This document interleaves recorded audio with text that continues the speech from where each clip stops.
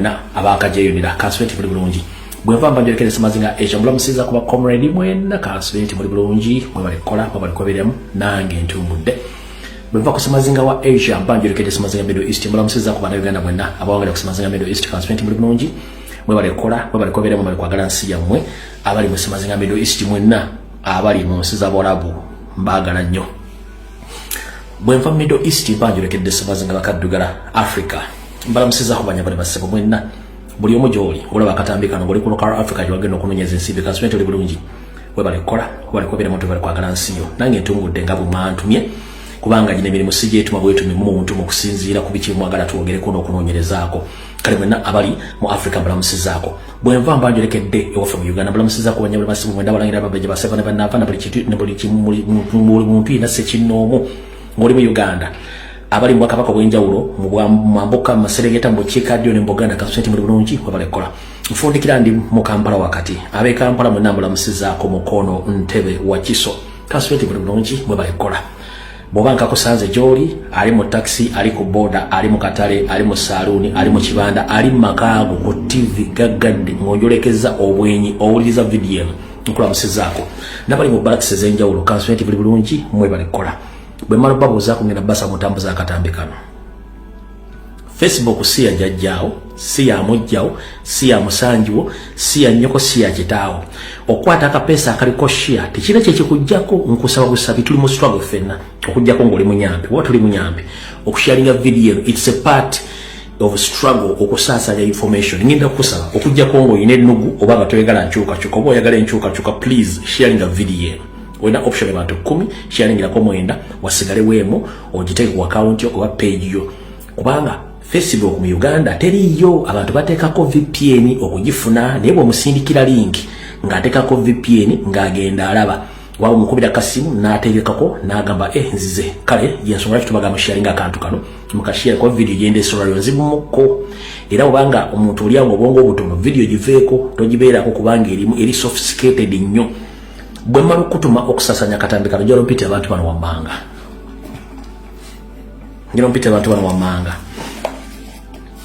njalo mpite sano gambo ngeje wasanya ko Charles Peter Maigafu to badde mengo njalo mpite abalamuzi be Masaka bonna abali high court njalo mpite akulya police mu Uganda saako na akulya police mu bendo bendire Masaka njalo mpite mpogamana abere ku video eno njalo mpitire emandwa ye empya je bayita luswa abere ko video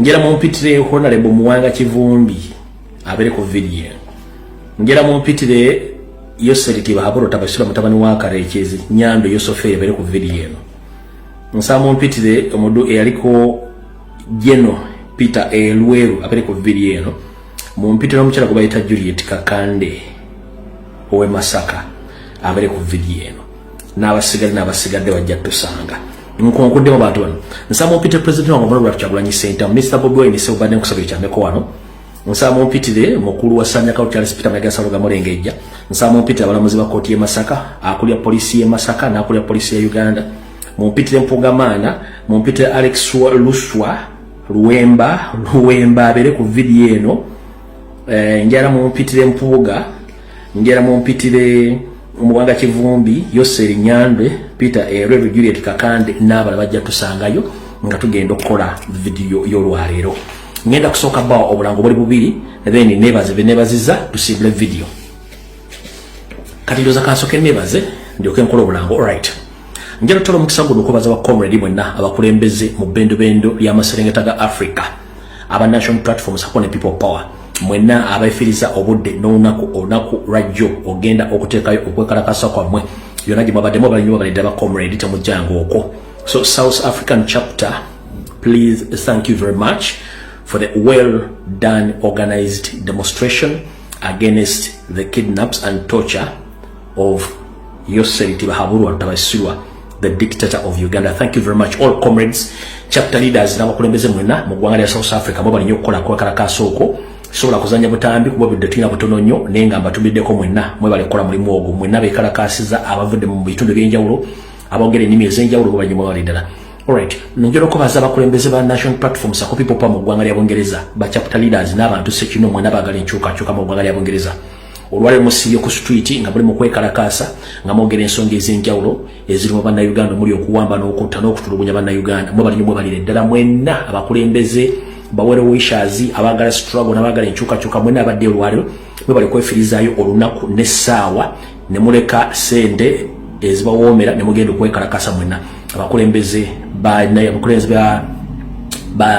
national platforms akone popo Bungereza namwe mwe bali nnyo bwenva onjera ko baza bakulembeze ba chapters zonna ezisanzwe mu ggwanga lya Canada mai Canada nene nyiri ng'ekizibu erinamu ebiwayi binene nnyo so mwenna aba Uganda bawangale mu ggwanga lya Canada abenchuka esaazi no manyi mugenda kwekalakasa ye bakalakasa zedda mwenna mwe bali nnyo kwekalakasa okwetola ensi yonna naddala mu nsi z'emmenyeeko tulinze ab'omu America nenga abe Canada Bungereza South Africa ne Europe mwe bali nnyo balidera njera ko baza n'omukulu gwe bayita Dr. Nico ono nga wangalia mu ggwanga lya Dutch oba Netherlands. Dr. Nico, whenever you are, please, thank you very much for loving our country and fight against the dictator and the brutality against the innocent Uganda. So whenever you are, Dr. Nico, thank you very much. Era njira bategeza Dr. Nico ali free taba bamukuttira wale bamota ziri ensi zirine dembe zina democracy. So naye bali nnyo balide mambalo beba zawe batukanira kuyisa obulango bubiri bokka then to simple video. Alright, obulango bubiri bokka akalanga kasooka akalanga kasooka era kabaganda affe abagendo abategese okwekalakasa bagamba bati nti Museveni free all political prisoners venue at Gallery Vancouver date Saturday 10th May 2025 at 3:30 p.m. join the protest stop abducting Ugandans Ash Museveni must go stop the injustice NUP BC chapter bano bo bagina kwekalakasa olunaku lw'enkya abanayuganda bambale mu ggwanga lya Canada naddala mu bendo lya Vancouver bakutegeeza nti nakulwekya gano mwezi 10 mwezi gw'okutaano 2025 bajja kwenda kwekalakasa ku saa 9:4 eza kawungeezi bagambye beegatteko nga bali kumiramu ekigamba nti Museveni lekerawo okuba bannayuganda Museveni tuviire genda ate Museveni lekerawo okukola ebintu ebitajja nsa naddala okuyigiriza eddembe ly'abantu bano ba chapter eya BC chapter mu ggwanga erya Canada kekano akalango kaabwe kuba tugenda ku speed ya yiri bakutegezeza ng'oyagala okumanya ebisingawo ojja kukubira aba chapter leaders okuli mukulu Ivan ku simu ye ey'omungalo eri kasalaba emu 236 emirundi 3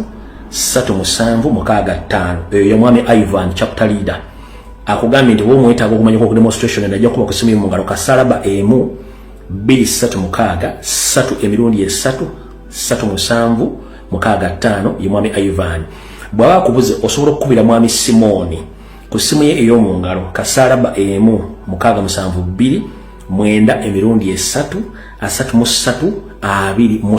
ojja kuba obafuna then ebisigadde bajja kubulira bwe bagenda okwekalakasa n'essaawa. Alright, eno eri geno bakutegeezezza nti bannayuganda bonna NUP Canada chapter invites you for a all free political prisoner protest which will take place on 9th of May 2024 at 2 p.m. Sakofa Square, the former Dundas Square, 1 Dundas STE, Toronto. Toronto bakugambye nti begatteko olwaleero kubanga manye Canada obudde bukyali bwa kumacha ne bakugambye nti begatteko nga bategese kwekalakasa olwaleero bakutegeeza nti osobola bafuna ku simu zaabwe z'omungalo already abali mu Canada mbamu kimanyi nti babatayedde ku pages zamwe zonna bakutegeeza nti NUP Canada chapter invites you for all free political prisoner protest which will take place on 9th of May 2025 at 2 p.m. Canada time at Sakofa Square, former Dundas Square at Dundas St. E, Toronto. Obegatteko enamba zaabwe z'essimu kweziriyo okujja kuba ozifuna osobola okubanga ogenda okwekalakasa. Alright, kati obulango babuweddeyo olw'ensonga nti katugenda kuba tukola ki tugenda ku video eyatuleese naye nga ngenda kusooka simanyi bamba w'ekigula lugi obudde buyinza okuba butulese naye ndowooza simanyi w'ekigula lugi simanyi w'ekigula lugi muyinza okyagala olwaleero naye kale bo bantu munsaba nnyo ekigula lugi. Alright, kamba w'ekigula lugi ekigula lugi kyaleero njala kiweereza abasajja mwena gye muli ne mbagamba tumiddeko ba comrade ffena tuli basajja ne kano akaaliwo kayinza okubayisa obeera enjagala mukakkirize. mu kigulalo gikyaleero ngenda kyogera bwe yetera kibagambe ngenda kijja mu ngeri egamba nti musajja muno watu bwakusinga ekigere togitanjovu basajja bannange akigulalo gikyalo njala kibaweereza mwenna manyi kijja basesa omu kijja banyiiza nenjala kibaweereza mu ngampita mu lufumo olugamba nti musajja muno bwakusinga ekigere togitanjovu basajja bannange njagala tukkiriziganye ffenna mu kigulalo gikyaleero nti Allah bakatunda bwe yali atonda yatonda ebitonde bibiri byanjawulo yatonda ekitonde ekikazi n'ekitonde ekisajja wattu abasajja tulina olujeregerero ekitakunyumidde mu maaso otwala nnyo obudde kijerega naye nga tofuddeeyo kumanya lwaki weekiri naye nga ate bo betujerega ebiseera ebisinga tebafaayo ino tukijere kubanga bo mu butonde bwe bakimanya nti abasajja balina kwagala bakazi ngate n'abasajja tumetuna kwagala bakazi naye ate ffe abasajja tujeregerera nnyo abakyala olw'enkula zaabwe oba olw'enfaana yaabwe nga ffe mubwongo bwaffe tulowooza nti tulina kuwugala bamalayika bokka naye ng'ate kano bwe yatonda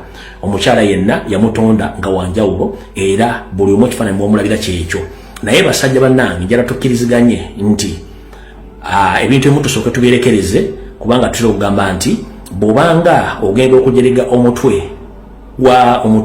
gw'ente ogwa omusajja atunda ennyama ye ku mudaala n'ogujeregerera nga toyina teguliiko nnyama osooka nga n'onyiga ku mutwe gwo guwerako ennyama ewerereko ogujerege nti ye bwe guba gwera deni jerega omutwe gw'oyo omusajja ogw'ennyama ntekuli nnyama era lwaki aguseera kati wano wali okola mukombe essowaani basajja bannange ebiseera bisinga tuvumanya bakazi babi bakazi biki era talina figa talina nnyashi talina ki naye ngera kugamba muganda wange omugenzi Elimani Basoda yayimba nti omukazi wa bbeeyi okuva lwazaalibwa n'asuna ebbere mpaka okuyingira eddongo era agamba singa abakazi gaali mandaazi nga gali gagatondawo singa mugagga nnyo oba singa abakyala gwali mwenge n'abasiraamu bandibadde bamujulira singa balewalewa mu ttuntu nti buli omu yandiyagadde okunywa atamiire lwaki kugamba ekigambo kino muganda we nga tonnafuma mukazi nkobogo bw'atalina kabina bw'atalina feesi oba bw'atambula nga atayagala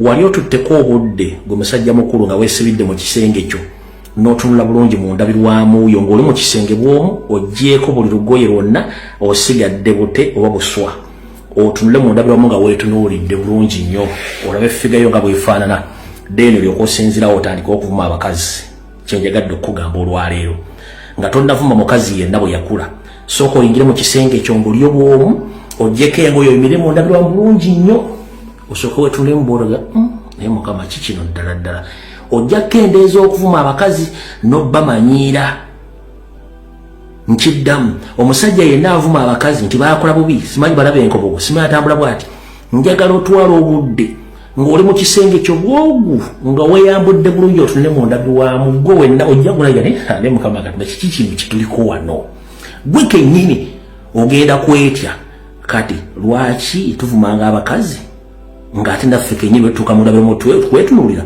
twetya abamu amagulu gatulinganga emikolo eminyolo egikubanna mu njoloba abamu ekiwato kyekulya bwe kityo abamu tulina embuto zitulinga entumo za kasasiro abamu ebifuba bitulinganga obugundi enkulukuku kugamba tetutegereta tulya tetulina fomula naye basajja batunudda ku mukazi n'omuvuma n'omujolo nga mukulu njala kukubira twala obudde bwetundeko mu ndabirwamu ng'oli mu kisenge bw'omu mu ndabirwamu ennene ogiyimire mu bwoti osooke gwe kennyini weetunuli tandika okwetunula weofumiitirize nti singa mbadde mu public nga bandaba nandibadde ntunula nti ekigulalo gikiwere tusinkane mu vidiyo gwetandise kati ekigulalo gikiwere.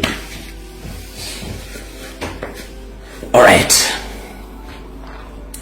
vidiyo lwaleero egenda kubeera sinyangu vidiyo yale sinyangu katandike ne security alert zigenda kubeera bbiri tugenda kukola security alert zigenda kubeera mmeka zigenda kubeera bbiri katandike n'esooka mu nteekateeka eya Muhoozi Kanyarugaba ne kitaawe nga babuliddwa emisango gye bayinza okuteeka ku kibiina kya National Platform Sakuna ba Foot Soldiers okwetola eggwanga lyonna nga batidde ekigambo kye bayita eggaali saako n'ekigambo protestive vote era mukitegeddeko nti batandise okuyiya emisango giteeka ku baana b'enkyukakyuka ng'omusango omukulu gwe bateeka baguyita aggravated robbery ogw'okubbisa amaanyi.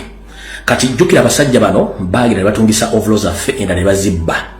Waliwo enteekateeka ng'eno erimu bannabyabufuzi abali mu ludda oluvuganya okuli naddala aba Dealers Association saako ne state ngekosa CMI ISO ne polisi saako ne mukulu Damulya Christopher akwasaganya jati n'okutegeka ghetto zonna bayina enteekateeka etandika okugabira abasajja baabwe aba ghetto structures n'abayaaya bakola mu government bambega okubawa overalls affe t-shirt ez'enkyukakyuka then bamale babasindike ku mikolo egy'enjawulo egitegekeddwa aba NRM bennyini saako n'ejjaffe gyennyini oba mu kuziika oba kumba mu mikolo gyonna ng'abaana bano specifically bagenda okubba amasimu n'okukyankalanya emikolo. Kati kino banakikola kigenda kuleetera abantu okutandika nti abaana ba Nuupu babbi bakuba abantu balyoke bano bazimbe fayiro yaabwe nga fayiro eri Masaka bwetambula nga bweri mu kutambula nti abaana ba Nuupu bakuba bawamba babba amasimu nga bakozeseza overalls bazibaguze zebatubako nga bakozesa abaye abageto structures abasajja ba CMI n'aba ISO kino bagenda kikola okwetula eggwanga lyonna bakikozesanga blackmail propaganda okukyayisa abantu ekibina kya national platform saako n'okuzimba files bagenda okuzimba buli district kino mmene bagenda kikola mu Buganda region nga bagezaako nnyo okulaba nti bagezaako okuteeka abanaffe ku misango egy'enjawulo ku fayiro mukuliko abaana nga 10 y'ensonga lwaki mbagambye nti mwetegereze nnyo National Labour Movement CMI ISO Police Dealers Association n'ebitongole bya bigenda teekawo akakodya mu kabagambye bagenda kukwata abayaye baabwe babasindikenga mu kuziika babasindikenga mu kulaalizi ne ku mikolo egy'enjawulo oba ku mupiira nga bambadde overall batandika okukyankalanya okukuba n'okubba amasimu g'abantu then bano bakikozesa poliisi okujja okulaidinga ng'ebyalo byonna ghetto okutandika okukwata abaana bonna bebeeraliikirira naye ng'ate bennyini basetinze omuzannyo guno nsaba musalemu ebintu bino mubiteeko social media wala bitambule eno fayiro yaabwe efe ya security alert ensooka security alert eyokubiri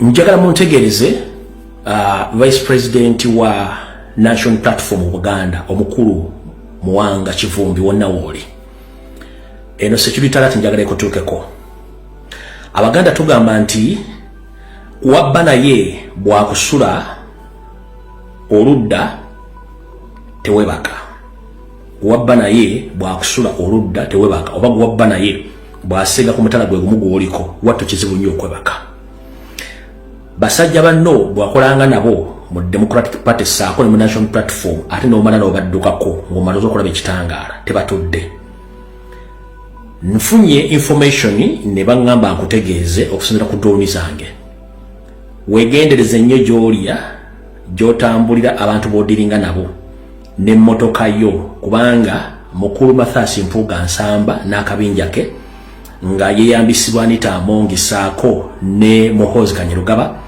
batudde mu kifo ekimu bw'onooba olina obudde essimu yange ogimanyi republic mbuulira nkubira essimu nkutegeeza ekifo ekyo ogenda okola ekituta due diligence weenoonyeze ojja kufuna information esinga kweno nga batudde mu kifo ekyo ne bateesa Mpuuga kennyini yasuggestinze nti Muwanga Kivumbi yatuvaamu n'ayona programu zaffe zonna nga bwe zaali so nsaba oyo tusooke tumukwasaganyemu tumugyewo temumuwamba temukuba masasi ne mutega accident yasooka avo tuloke tugende maaso ne programu yaffe nga bwe nali ngiteeseteese kale omukulu Mathias Mpuuga Nsamba bwe yabadde ne mutabani wa Muhoozi mu kifo ekimu Muwanga Kivumbi essimu yange kweri ku social media kusigenda kuta kifo kino ngala nkuwe gwe kennyini mwebuzabuza nga bafuka banaaba ngala nkuwe location ogendeyo osindikeyo abantu oba gwe kennyini ogende ofune data bakubuulire essaawa n'olunaku nze kigenda kuwa sawa na lunaku wala ngenda kuwa ekifo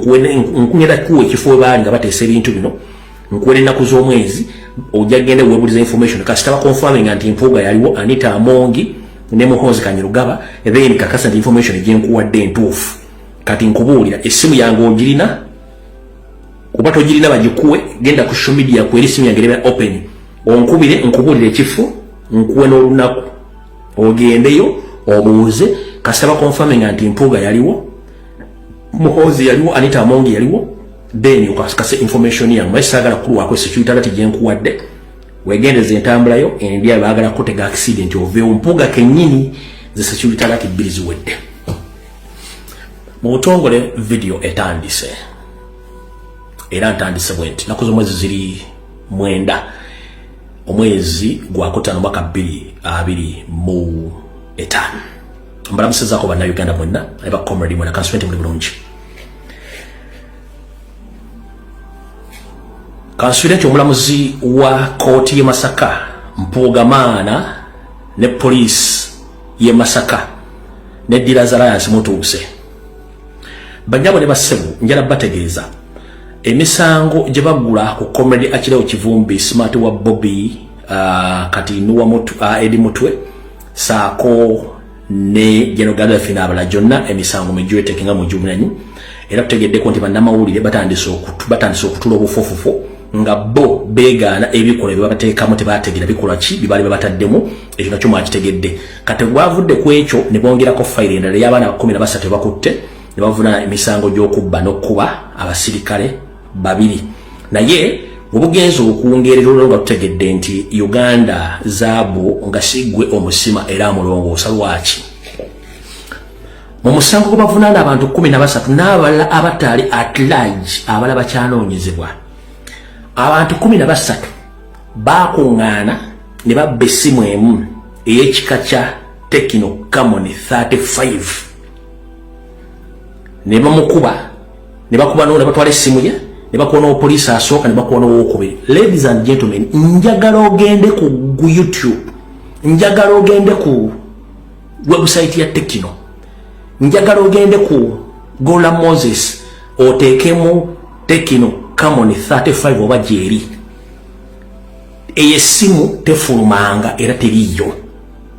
Tecno company yasembayo kola esimu eza Tecno yakoma ku Tecno 30 oba 30 series kwe yakoma newuukawo negenda ku Tecno 40 series kweri kati yawuukawo esimu 10 kati njala kubuuza ekoti ye Masaka n'aba police ne Dealers Association n'awa police gubagenda bakujjeko esimu mukuru mu Uganda mulina mu esimu emu nga bagikolera gwa police era nga mu nsi yonna gwe Tecno yakolera esimu emu n'egikuwa nga bagiyita Tecno Camon 35 ku Google teriyo, ku YouTube teriyo, ku website ya Tecno as a company esimu tefulumanga teriyo. Kati omuntu yandiyagadde okubuuza mukuru linda kwa mukuru Kasinye David gwe babbyeko essimu wa police Masaka sewo omuntu yandiyagadde okubuuza gwe mu nsi yonna erimu obuwumbi simanyi buwumbi bw'abantu buli mu nsi gwe gwe bakolera Tecno Camon 35 weka era ng'essimu yo ebadde Masaka. Njagala ogende ku Gola Moses ku YouTube kwate essimu ye y'okubiri oba essimu n'enyingi olekosoko giveeko ogende ku Gola Moses ye Gogo mbajjukiza Gola Moses ye Gogo ngendera ku Gola Moses onteekeremu latest Tecno smartphones bagenda kuleetera nti bakoma ku 30 ne babuukawo essimu oba modo 10 ne bagenda ku Tecno 40 series teriyo Camon wa Tecno Camon 35 teriyo. Kati eyo file gye mwataddemu essimu Camon Tecno 35 eyo case file erina okubanga nzigale kubanga ekimu ku kizibiti kye mukozesezza ekizibiti ekiri available across the globe. Omulamuzi Ssebo n'abakolera police mu kunoonyereza Masaka mutubale mu koko knowledge katono. Please count us some small knowledge as we Ugandans. Camon 35 is not available anywhere in the world. Even if you go and search on the Tecno website or Tecno smartphone producer company website, Tecno Camon 35 is not available. It wasn't manufactured. So where did you get that phone, Mr. Kasinye David, the so-called policeman? Where did you get that phone? The phone is not available across the globe. Even if you search on YouTube, you search on Google, you search on the Tecno company, there is no Tecno Camon 35 anywhere teriyo. Kati kese eno eyo musango guno erina kubeera nga yaggaliddwawo ate temukyusa ne mugamba nti mwakikoze mbuwoze human error temukigeze ne mukyusa ndi mwakoze human error teriyo, essimu teriyo. Tugenze maaso ne mugamba nti abavubuka bano 13 n'abalala bakyaliira ku nsiko nti ye bagenda maaso ne babba essimu ya Kasinye David Tecno Camon 35 ne bamukuba. ne mugamba bagenda maaso ne bakuba omupoliisi omulala bamuyita Aimire Lakeri ne bamuleka mu kkubiro musaalo ne mugamba nti bakuba omupoliisi Mulema Davis bamuleka mu kkubiro kati nze mbooza abakulu bwe tuba polisi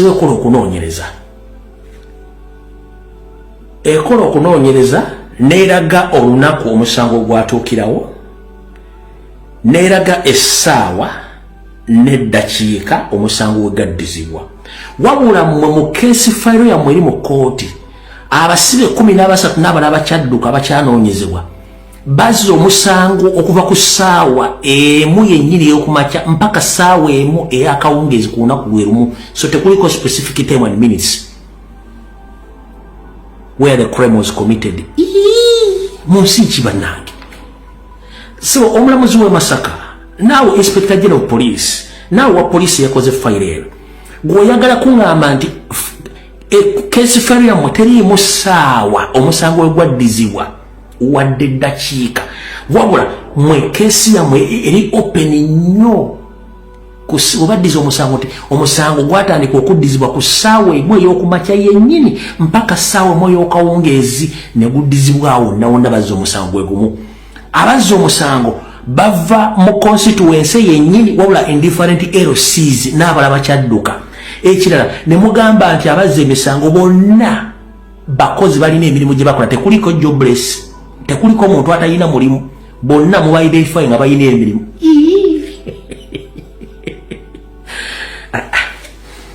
mwe ogula otya omusango ku muntu nga teguliko ssaawa yaguddiza ompulya bulungi nnyo ekizibiti kye mutaddemu tekibangayo mu nsi yonna eyo tekino kamani 35 tefulumizibwanko tekolebwanko mu nsi yonna teriiyo omusango teguliko ssaawa ne bakuba owa poliisi asooka ne bakuba owokubiri ne bakuba owokusatu ng'ate mugamba nti gwali mupiira nga bategesa omupiira nga n'omupiira ogwaliko bannamawulire nammwe kennyini mulina essimu gw'oyagala okuŋŋamba eyategeka omupiira ogwo yagenda n'asaba olukusa ku poliisi otegeka omupiira poliisi n'emuwa olukusa era poliisi n'emuwa n'obukuumi buli wa poliisi ekitono ennyo n'aba alina akasimu akalayisi alina akasimu ka mitwalo 10 tekwaliko omusirikale yenna yalikodinga visual evidence eraga nti abasibe bano bonna baako na evinga okukola omusango gwe gumu mu lunaku lwonna lulamba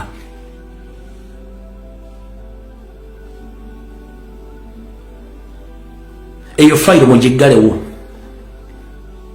omwana tubaga nti sero bihogo and educate bihogo muluza tusanga eyo system bagita sero bihogo and educate bihogo tunde ente owerere ente tuli mu .com era whereby you can access information at all levels nchidam tuli mu .com era tuli mu analog where we can access information at any given time ne evidence nga tujirina kati nyabo yasomya musango guno ka muulide bulungi nnyo mwizo galubire yayogera si bituufu uno mukyala ng'asoma musango bulungi nnyo bigambo si byange muulya bulungi nnyo naye yennyini sookola body language y'omuntu asoma musango atakula mu nviiri ye takula mu matu empapula zibikula tayagala ebintu byasoma tabitegera uno kamubazanyire wano muulya bulungi nnyo Webili, Uganda, Olumpizo Munyendo, Dope, Nakasiki, Kapila Ezra, Ulimia Kabili Mwena, Munyankole, Mkizo Munyendo, Isangu wa Masaka, Musania Ivan, Ulimia Kabili Mweli, Mabisu, Mkizo Munyendo, Isangu wa Masaka, Sebale Fred, Ulimia Kasaki Mwenanya, Uganda, Ulimkizo Mwendo, Mkude, Isangu wa Mukundu Masaka City, Selemba Rigan, Emenya Kabili Mweli, Mkizo Musaza, Isangu wa Masaka, Isangu Okusoka, Mufunango Musangu Wokubisa ebyani, Kigambibwa nti mwenna wamu n'abakwatibwa nga nnya omwezi ogwokutaano omwaka guno wali Kasana, Masaka City, kigambibwa nti mwabuka apande ayitibwa Kisano David, Mwambaka Senior Techno, kama 35 baba mitwalo 10 nimbale sente ez'obululu mitwalo 10 era mama mama lokuba nimukisako obubone fandolo musango nazwadagamba obulizo lipoti yawafu musango gwokubiri mwakuba omuntu nemukisako obuvune ekipatana n'amateeka gavumenti ya Uganda kigambibwa nti mwenna n'abalabakana bakwatibwanga nnyo ogwokutaano mwaka guno wali ekasaana Masaka City mwakuba afande gwayita Ainebe Lakeeri nemukisako obuvune ogwokusatu era bwakuba omuntu nemukisako obuvune kigambibwa nti mwenna n'abakana bakwatibwanga nnyo omwezi ogwokutaano mwaka guno wali ekasaana Masaka City mwakuba afande Mulema Davis nemukisako obuvune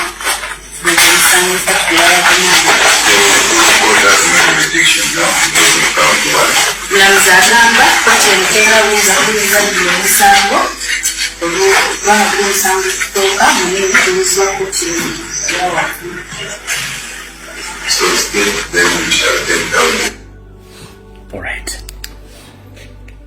Kati under the mafia system, under the system sell a cow and educate a cow. Bagezako creatingira Mathasi Mpuuga constituency nga tabagenda kukkiriza omuntu yenna ayitibwa opposition okujjako yeka nga it's going to be a crime to practice any opposition politics in Nyendo Mukungwe in Mpuuga's constituency. That's what they are trying to portray. Nti bagezako creatingira Mpuuga constituency ngegera kubeera nga teri muntu yenna amuvuganya wadde agenda okumwogerako wadde omuzoganyaamu kyebagezaako kuteekawo n'ekirala bagezaako nti buli muntu yenna nazza omusango kati omusango bagenda guzzanga Masaka kubanga kati fayiro eno y'abano eri open n'abalala bakyadduka naye oŋŋamba otya abantu 13 n'abalala atilaaji baatutte essimu etali yetafulumanga Tekino erimu 30+ series tegula mitwalo 10 bwebanga ya sente ntono nnyo Tekino eri mitwalo 4+. Njagala omuntu ali wano ng'atunda masimu e Kampala ambuulire Tekino Camon 30 owekka wansi oba 40 egula sente mmeka kati ono atugenti ya mitwalo 10 njagala soka mukwatira awo gundi tayipinga ano mukebere twanguwe tulina nkuwadde dakiika emu mukebere essimu egula sente mmeka lindako wano mukeberawo twangu budde tulina butono information sinagifuna information na nyingi mukeberawo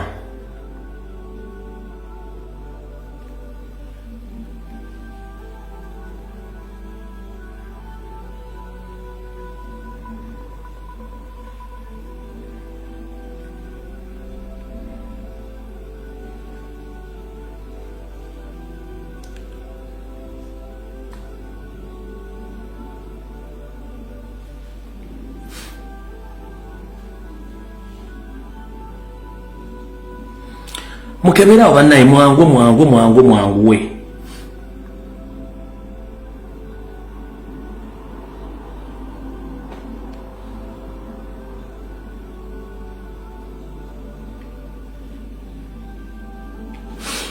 kati wano bandaga nti Tekino 30 Priam 12 GB RAM 512 GB RAM eneryanda 15 egula obukadde bubiri mwe mitwala na mugumu mwe 15 Tekino 30 kati ate olubangambi 85 kati eno 30 yenyini etali eri egula milioni 2 mitwala na mugumu milioni 2 mwe mitwala na mugumu mwe 15 kati eyono 35 libabye mwegule mitwalo 10 pozi emusino mani ogamba otya mu Jamaica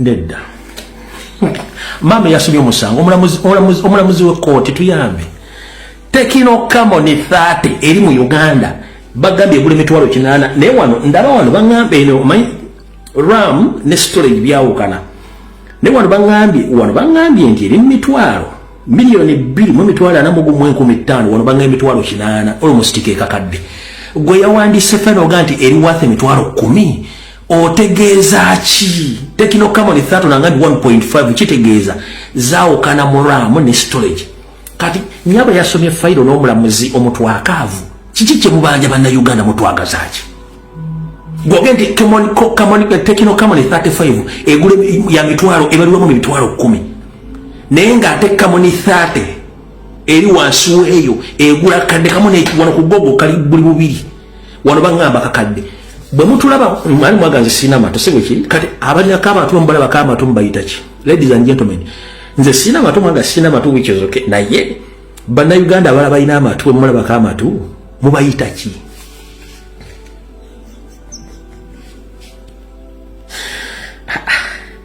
aho tuvuddewo Uganda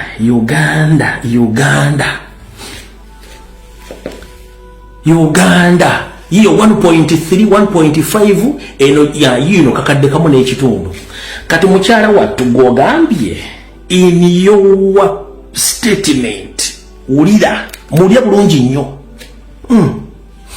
Mwebili Uganda olukuzo nyendo dote akasiki Kapila Ezra emyaka 24 munyankole olukuzo nyendo isangwa Masaka Musalia Ivan emyaka 22 mugisu olukuzo nyendo isangwa Masaka Sebale Fred emyaka 38 Uganda olukuzo mukudde nyendo mukudde Isanga mundu mukundu Masaka City Selemba Rugan emyaka 22 olukuzo musaza walisanga Masaka musango okusooka muvunani bw'omusango gw'okubbisa ebyani kigambibwa nti wenna wamu n'abalala batannabakwatibwa nga nnya omwezi ogwokutaano omwaka guno wali ekasaana Masaka City kigambibwa nti mwabuka afande ayitibwa Kisano David n'omubaka Senior Tekno kama 35 ebalwamu emitwalo 10 ne mubale ssente ez'obululu emitwalo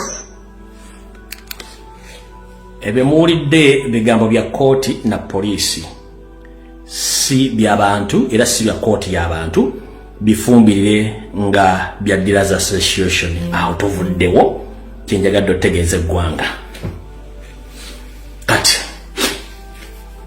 banyabo ne basebwa nali nsabiddwa abamu ku bantu abalaba ensonga mu angles endala neesonyiwa empuuga era mbadde simugendako nnyo nga namwesonyiwa namulekera abantu abalala naye Museveni n'emizanyo gy'atuzannya gyegiruwa Museveni tayagala bintu biteredde eva akolera nnyo mu kintu kye bayita diversion divide and akozesa ekigambo kye bayita diversion divide and rule buli lwawulira nga muconcentrating nze nga talaba bwagenda bawula afuba nnyo okulaba nga aleeta diversion oba aleeta division mwawukane kubanga the moment you united together Museveni mba mugenda mukuba ekigo kati agezaako nnyo okuleetinga conflicts mutandika okulwanagana mweyawule ye kyafunda mbwe ekityo kati mbadde mbasaba sibajeemera bakama bange olwaliro mundeke njogere ku nsonga za mpuuga ewasembayo nsooke mwesonyiwa abalaba mukwataganyeeko mbadde mbasaba sandyagadde muwa budde ne kamuwa obudde buno obwolwaleero ekisooka ngenda kusaba mwena bannayuganda abeetegereza ensonga mu ngeri ey'enjawulo 1 twamugambye mukulu ono agende mu kooti awaabe ensonga zijja kuvaayo tannagenda mu kooti ekyokubiri omukulu ono enteekateeka ze zaali mpanvu dde wano nenzija nenzituulamu nenzitegeeza ensi ekyokusatu omukulu ono takola bwomu alina abantu bakola nabo naye abamu bamuddukako abala akyali nabo kati president bwe yabadde ng'ali ku press conference ng'agezaako okunnyonnyola abantu ensonga njagala munkwate bulungi ne president mukwate bulungi president bwe yabadde ng'ali ku press conference ndabyeko abantu abamu nga bavvuunula ensonga zino kyenjagala okusooka okukola njagala musooke mulabe Spark TV nga kuliko Munyagwa temuwa budde Munyagwa abala kifo kya bwa minisita era bajja kimwa singa banywa kimwa y'omulimu gwe gwakudistroyinga Nuupu ng'ayita ku millions nga bamuwa obudde okukola ebintu ebyo so Munyagwa mumuleke bambi oyo toto failure talina kintu kyalina mu bulamu kirina mutu gwe kitegeera muto gwafu ali aganaga mwefu disitaliyo ne Katonga taliyo ali awo yo mulimu gwa kujja kwoge encha yagamba mpoga mbi encha yagamba ate mpoga si mubi ga ali awo ekyo si kikulu kyekiriwa. President bwe yabadde ng'ayogera ku press conference yayogedde ebigambo buli ombe yawulidde n'agamba for further reference ebigambo byenjogedde njagala Allan Ssewanyana agambe nti bikyamu oba bituufu. Yagambye njagala Allan Ssewanyana ojja ogambe ebigambo bino bikyamu oba bituufu. Option ziri ezibbiri era Ssewanyana tewali yamutadde mu yabadde wadde mbuga nti ebigambo president byayogedde si bituufu wabula yagambye nti ebigambo byayogedde bituufu oba Allan Ssewanyana de option bbiri ogamba nti bituufu oba si bituufu wabula yagambye ebigambo president byayogedde bituufu si bwe kiri nti ye. Kati president bw'agamba nti ebigambo byayogedde Allan Ssewanyana abimenyeewo oba abikkirize Allan Ssewanyana agamba nti ebigambo byayogedde bituufu kitegeeza tebalina go baakase muntu kwogera kigambo ekyo. Nabagamba nti mbulamu bwetaba mu luko olw'okutta omuntu oba olw'okubba fe abaasoma intelligence omanyi waliwo military intelligence waliwo ne general intelligence. Kati abaasoma intelligence erigero nga si ya military bw'obanga okutta abantu balawundize off ekigambo mwenna bulijjo kimula ku poliisi ng'ekutta abantu ng'eba paradinze ku makya ebweru awo poliisi ebeegezaako okwidentifyinga abantu abo ekyo bakiyita identification to identify. Era mu nsi ezaakulaakulana omuntu wabanga azizza omusango bagenda ne balawundinga off ekitundu bakoledde omusango bakutte arrests ne baleeta ba suspect nga baparadinze ku sayidi eri nga bali mu ndabirwamu kati ne baleeta abantu be bazizzaako emisano bagamba ku bantu bano bonna ani gw'osuubira yakuzizzaako ekikolobero gwasonga mutobuuza oba yeggwe. Kati mu bulamu bwaffe bwa bulijjo omuntu nga yazizza omusango abeera n'ekintu mulamu kye bayita guilty consciousness abeera n'ekintu bayita guilty consciousness n'omutemu nga yatemudde omuntu eyo feeling y'okuba nti awulira nti yakoze ensobi ebeeramu era kiba kimulumiriza. Bannyabo ne bassebo okufa kwa Sseggirinya abaakulimu n'abaaparticipatinga mu kufa kwe balina ekintu kye bayita guilty consciousness kibalumiriza okweta mu kutta Sseggirinya at one time kijja kuvaayo. Kati eyo identification parade gye bakola ku makya police ya Uganda kuba bagiyita identification parade ba senior police officers baba bamanyi ba serial criminals mu kitundu kati baba identifying nti ono tumanyi mu mubbi ono mutembu ati era batalina misango geno kulanga bakoze eki babatane bakyema dwalya beeyimirira. Kati bw'otunulira body language ya Ssewanyana ne byayogedde Ssewanyana alina ekintu ekimu kyayagala okujjayo. Kati w'oyagala tutagala nti yadde ayagala kijje wabula tekyaweddeyo immediately okumanya nti story yonna Mpuuga teyategedde nti agenda kwoyiwa amanda mu mbugo mpuliriza bulungi nnyo. Bw'abanga Mpuuga teyetaba mu kutta Sseggirinya lwaki yavuddewo with immediate effect n'akola press conference n'awonenga Ssewanyana yabadde amuwonenga ku ki?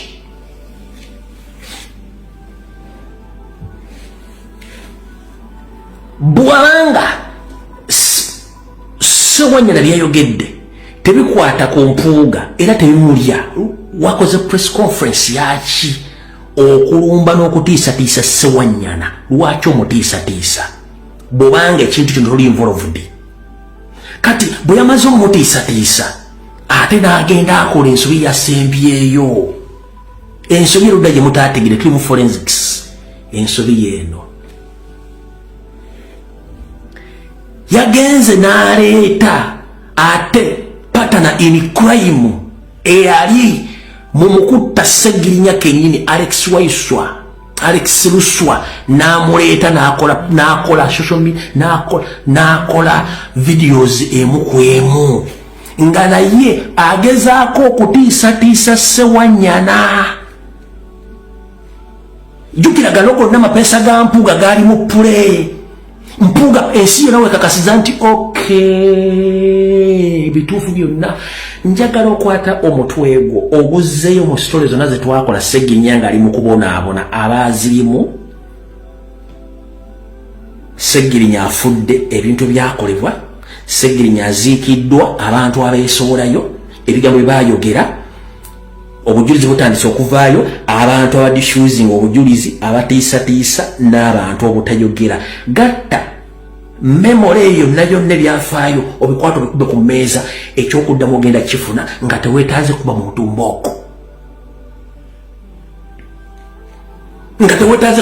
mbooko obujulizi bwa bwavuddeyo dda kitegeeza the moment Mpuga himself came out to intimidate Honorable Sewanyana, and it didn't end there. Even Mpuga instructed the co-partner in crime, Alex Ruswa, to come out to intimidate Sewanyana.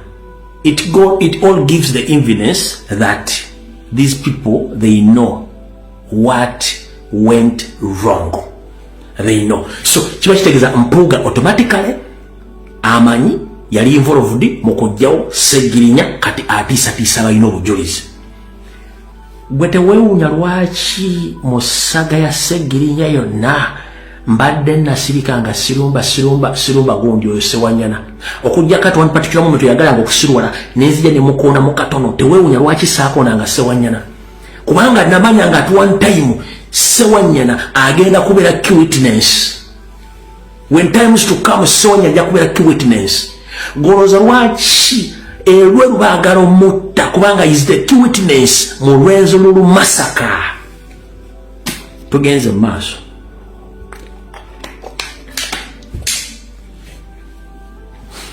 Goloza lwaki bagala okutolero elwe ye key witness mu Rwenzururu Kingdom massacre balina omujjawo. Oba mwezi gumu najja ne mbagamba waliwo jeno gwe bagenda okuwummuza ne mbagamba tasukka mwezi naku z'omwezi 27 oba 28 n'okuyingirira ddala 3 mu gwokutaano if I'm not mistaken. Naye jene bw'amala okuwummula bayinza okumugjawo. Ani yali ku vidiyo eyo nga sinagenda mu maaso saayogera linnya kubanga saayagala teekawo linnyire njagala mwerowoleze. Ani yaliwo ku vidiyo eyo nabagamba waliwo jeno munene agenda kuwummula bagenda muwummuza naku z'omwezi 27 omwezi ogwokutaano. Ani yaliwo? Muwandiike wano mubeera ku vidiyo zino nezibagamba. Sumaya Katsi yaliwo. Nali ntegeeza eruweru era amawulire gawandiisa nigwe gajjeeyo n'abalala kubanga bageza okuliyetingira muhoozi okumugjawo bonna babato hadeni jenno abakadde babajje mu magye nga tebakyawa orders wasigalewo muhoozi beyezimbidde bano batandika kunyiga omukuomu agenda okutuuka ali mu kuwamba nga tewakyali resistance yonna. Kati kyembagamba kati Mpuga yenyini okukola press conference na intimidating Sewanyana n'asindika n'omutemu Alex Ruswa naye n'atiisatiisa Sewanyana obujulizi bamaze okwejjayo nti kiwedde. Bano bebali mu lukwe ndowooza tutegerekese bulungi nnyo. Kati Mpuga yagenze maaso ng'akozesa abantu be okukola ebigambo ebyo naye nabagamba abanzijukira mwenna okuva njalo bajukiza omukulu oyo Alex Ruswa kano ka video sikange mukawulye bulungi nnyo jeno nakataddewa kana ka video sikange mumanyi muntu gwe mudiringa naye. The moment bwolaba omuntu nga yeekaza nnyo ng'afuuka n'aba from nowhere akyusiza erinnya abadde omukatuliki ate afuuse musiramu olwakalulu ayogera ebikira kwatagana tetulina history tulina bonding naye mu politics wabula yeetaddewo ng'akajonjo manya nti aliko ekikyamu. Kano ka video si kange ka mwana Obi wa Ruswa kankazanyire entuuke tugende mu maaso.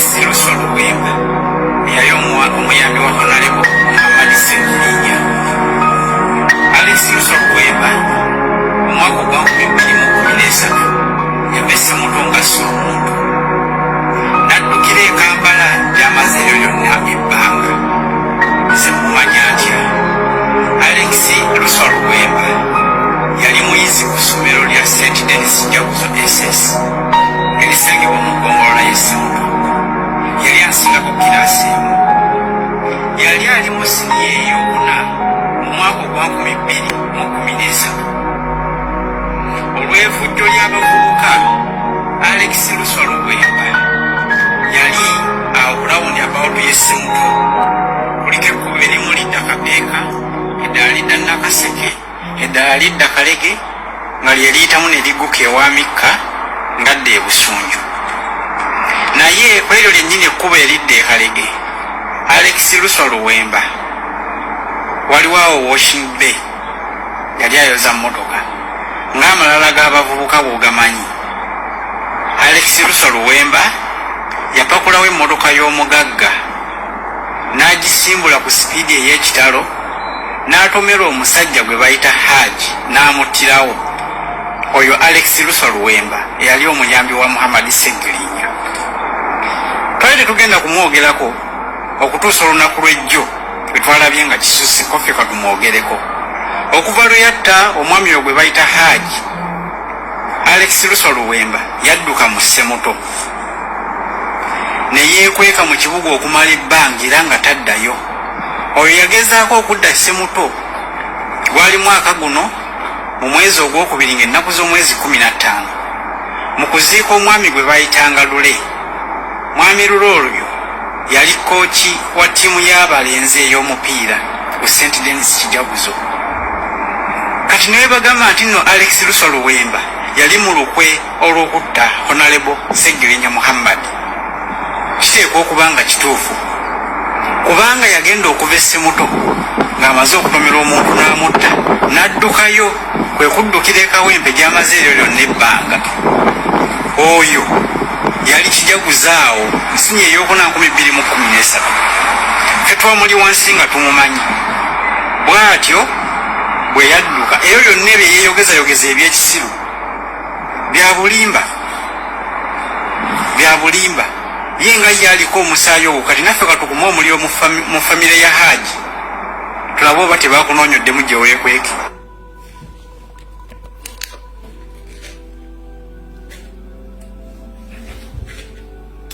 Mutegedde abantu betudiringa nabo nze kasita omuntu yeekaza to the extent tasobola kuswala mba muta.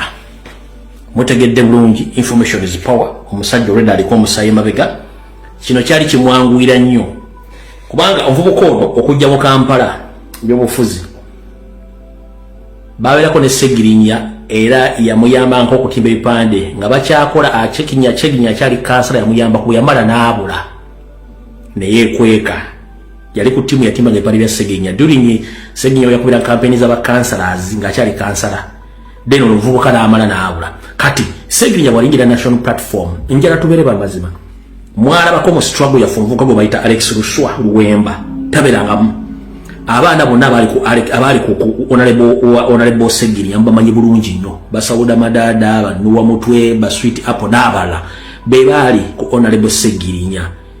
Ono yavaawa n'atekinga over Seggirinya n'amucontrolling until his death. Yava luddawa lwaki era kati complete okuba mu case eno ate ya defending ampuga ya tisa ba key witness abavaawo ku obujulizi.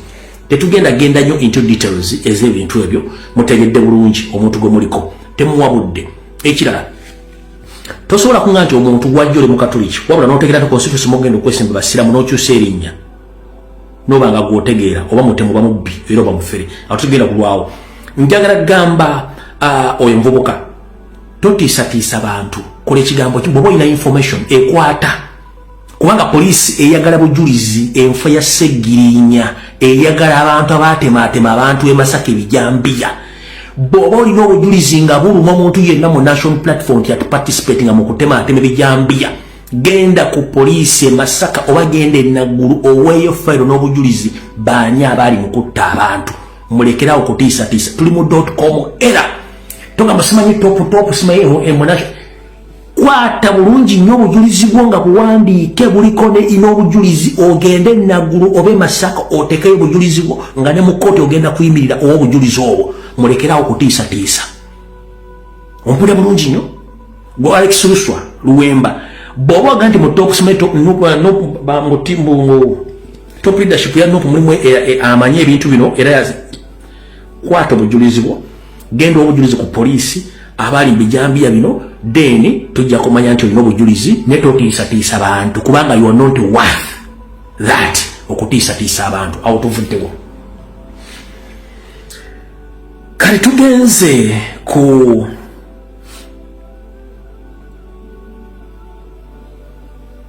kasooke tuddeko wano.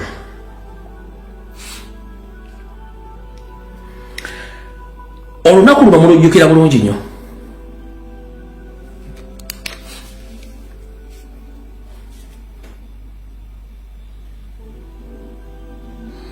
Olunaku luba mulujjukira bulungi nnyo.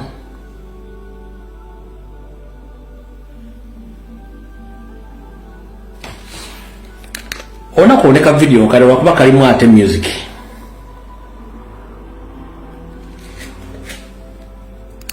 Olunaku olulimu kalimba kano kalimu music naye lwewo natuula netwala obudde n'ekikola ki n'ekikolako nsaba anakintusizaayo akimutwalire.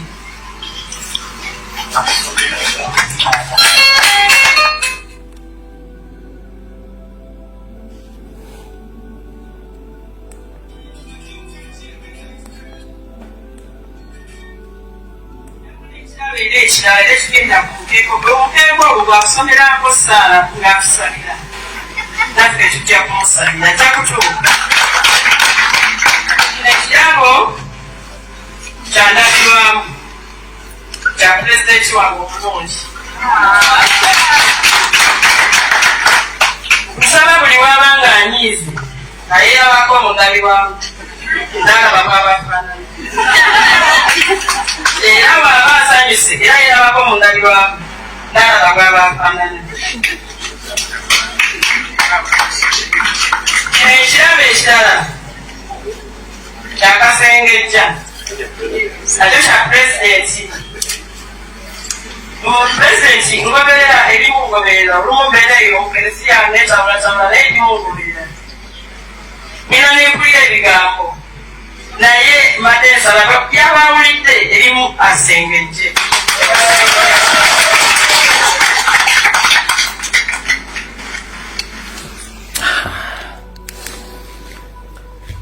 Watuulakawo ne weebuuza ebiramu mama wa mugenzi ssente za bya pulezidenti amakulu gaabyo wano yamuwa omukeeka omumyufu nga guli presentinga Kaya National Platform okusabirako oba okuwummulirako nga bumyufu n'amuwa endabirwamu yeetunulengako buli lwabanyiize. Mwali mumanya akabonero ako bw'otunula mu ndabirwamu weeraba ne weefumiitiriza ne weeraba n'ekyotasobola kweraba mu bwenyi bwo kubanga tuli mu ndabirwamu kitegeeza yamuwa endabirwamu ng'amusindikira obubaka weetunule muulaba abantu nawe wenyini weetunulemu weerabe weetisse omugugu niyo omugugu weetisse tonda gutegeera bulungi akasengejja mwakategeera.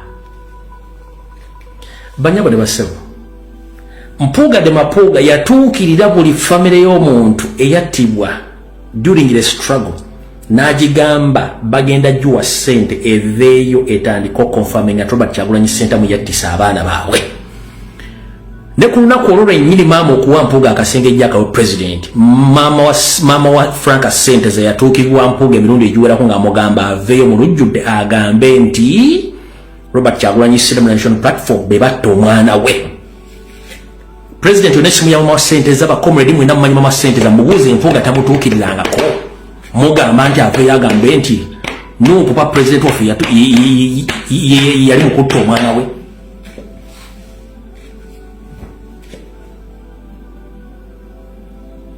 Tamutuukirirangako.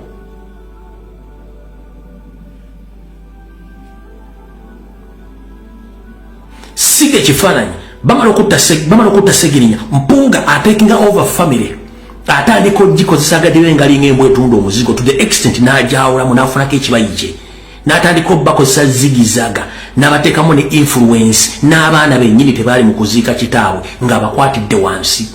That is Mpuuga we are talking about. Mpuuga yalumba mama Ssente amugambe ssente weezirigamba nti Kyagulanyi yalimu ku luko olwatta ssente za muwoza mwabibuulira bituufu kwe kwata akasengejja akawe president niko kusengejja abaana n'okusengejja abasajja abo. He knew oyo musajja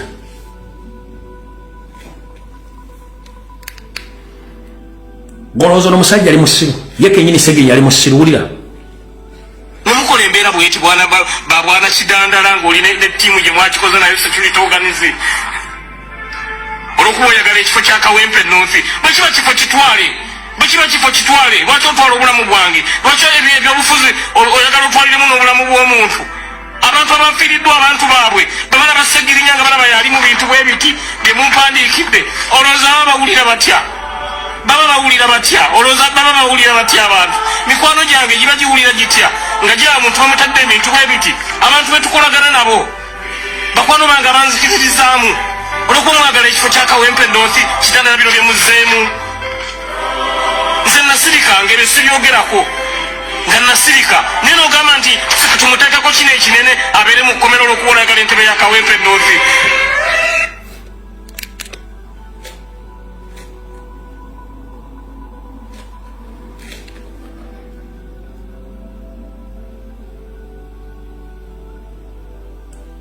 nakano kankabazanyire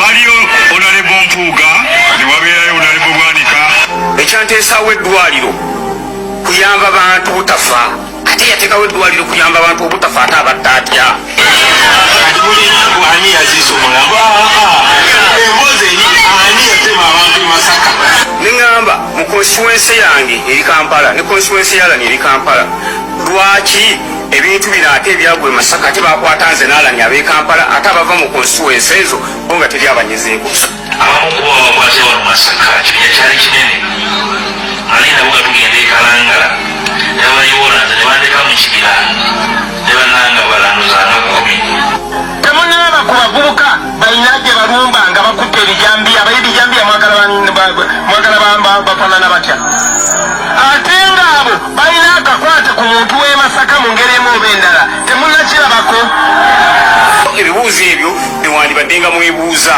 okusinga okugamba gundi ate lwaki bwe yafulumya atya gundi yakoze atya kubanga enfuluma yaffe nga wonale balani bwakugambye yali mateeka ate teyateesebwako nebinsobera nenenjogera n'abakulu nebagamba nti tumukkiriza kino nkiddamu teri yatuteeseza ate naffe tetweteeseza okututa kinyala okujjenzibwa abamukomera abali bamulwanira abamukomera abandi badde basakiraga nti obuluusa mukomera eddembe lyo naddala nga bakwatidde bwereere naddala nga bakusibidde bwereere naddala nga bakufulugunyiziza bwereere ate tosobola kuliteesaako olekondisane nakyemalira kinteese bange ate ku kibu wali bakwatira mu kapasite ki kino kyaffe kyabyabufuzi olaba Omuyisirayiri omusibira mu bbwa anegosyetinga ne Hamas etawo omusibe gwalina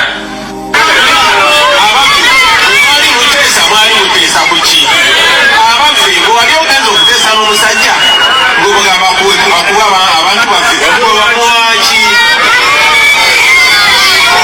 tegera kyengamba so keep your eyes on the prize mufokasinge alwaki tugendagendayo abazze bangoberera simanyi mukyalina vidiyo zino ne memory nagamba Honorable Sseggirinya nga yakawangula ne muganda wange be very careful with the DP block be very careful with the DP block the likes of Mpuuga Abedi Bwanika Kidandala n'abalala ne mugamba be very careful oyinza obutalayira oba oyinza obutamalaako kisanja kino bw'otegendereze abaliko nga mungoberera njagala muwandike comment eyo nti saabyogera wano kamala okunywa ku mazzi naye nga bwe bagamba nti bw'omalanga okubba nawe bali kubba ku bantu abasooka okuluka enkwe zisaanyaawo Sseggirinya mwalimu Kidandala baamusiba ali South Korea baamusiba emyaka 6+ lwakufujalinga mpapula zitwala abantu South Korea kuyingiza abantu mu bumiri bw'amateeka South Korea ali mu komera temwebuuza gyali nkiddamu bakola byonna ebisoboka okusuula omuvubuka n'omutta naye eyasooka okukola olukudduma sitalmindinga Kidandala ali South Korea mu komera bamusibye emyaka oba 8 oba 6 between 6 to 8 years. Bamusibye emyaka 6 ku 8 kidandala. Ono yafa eyamutekamu yatandika okutekamu empiga mu bintu bye ali mu South Korea bamusibye emyaka 6 kuba 8 lwa human trafficking. Bwe nalinga Segirinnya yakawangula namugamba ntya namugamba basajja oyinza obutalayira bwe nomaze okulayira n'otandika obesembereza oyinza obutamalaako bayinza okujjawo kiki ekyaddako.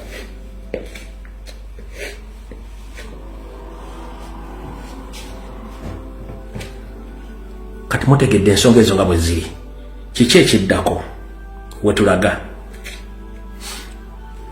Ffe tetugenda kulwana nani, tetugenda kulwana Mpuuga ne banne wabula kyetwewala twewala diversion, twewala division, kubanga bwe tubeera mu ntalo zino zireetera okutaataaganya enteekateeka y'ekibiina okuteekerateekera bagenda okwesibawo n'ekibiina okugenda mu maaso ng'ebibiina ebira bitambula.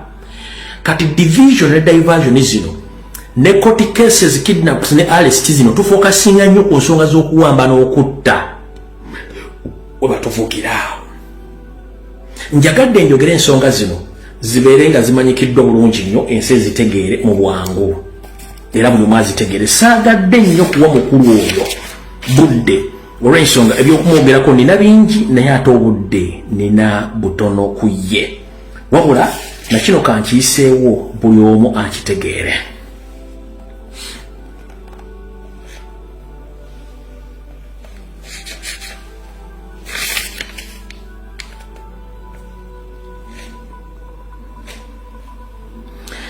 Wagambye ogenda kuwabira president omutwale mu kooti annyonnyole si bwe kiri nenkugamba munnange yanguwako ye kubanga obujulizi tulina bungi nnyo. Poliisi egenda tuwa obujulizi, abali meeting bagenda tuwa obujulizi na buli kimu kyonna. Kati ye wabula n'ennaku z'omwezi lumu wabadde ne meeting omwezi ogwokutaano we ŋŋambira Muwanga Kivumbi ajje ankubira essimu olwaleero. Muwanga Kivumbi kuba essimu yange nkubuulire Mpuuga bw'oba oyagala obujulizi ensi ekutamye otuuke n'okwekuba ekigoofe. Ompulya bulungi nnyo.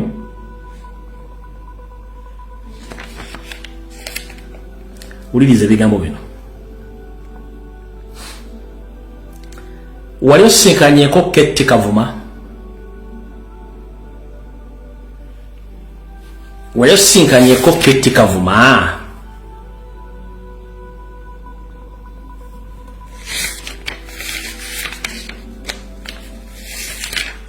Mpuuga wali osinkanyeeko Ketty Kavuma.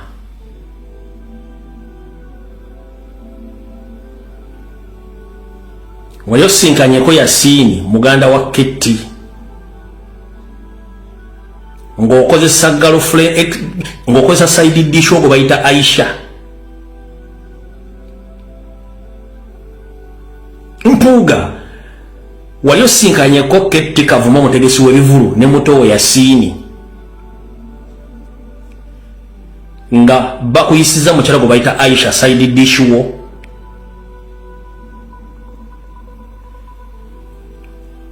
Okimanyiko nti Ketty yakubirako president essimu ng'amunnyonnyola ku nsimbi billions 15 ze mwafuna. Weyalako nga president essimu teyagifuna nga Ketty Kavuma amukubira essimu amubulya billions 15.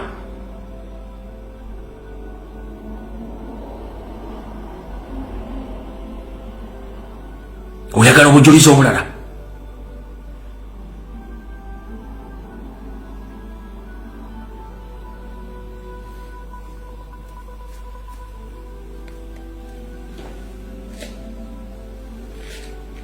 Oyagala obujulizi obulala? Golooza president okusirika nayogera ebigambo bino nga musiriikirivu basiriise oza tategeera. Mpuuga wandibadde osirika kubanga pressure gy'olina nzibu nnyo, nzibu nnyo.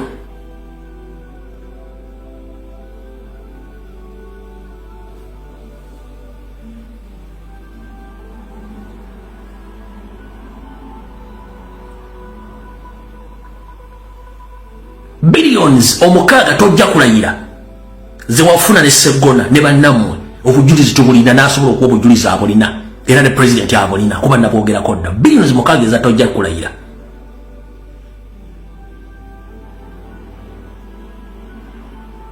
wekubengalike n'ogamba nti oteesanga ku video gyeziri wabeera ne monitor neyetonda oluvannyuma information neva gwekanye mu kamwa ko gw'oyogera nti wateesa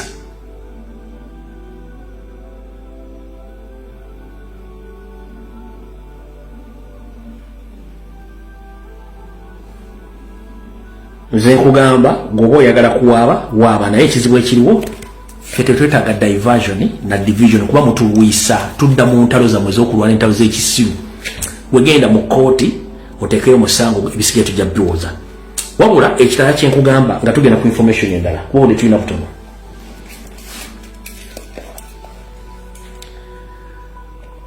bw'oba oyagala ensewuniikirire bw'oba oyagala ensewuniikirire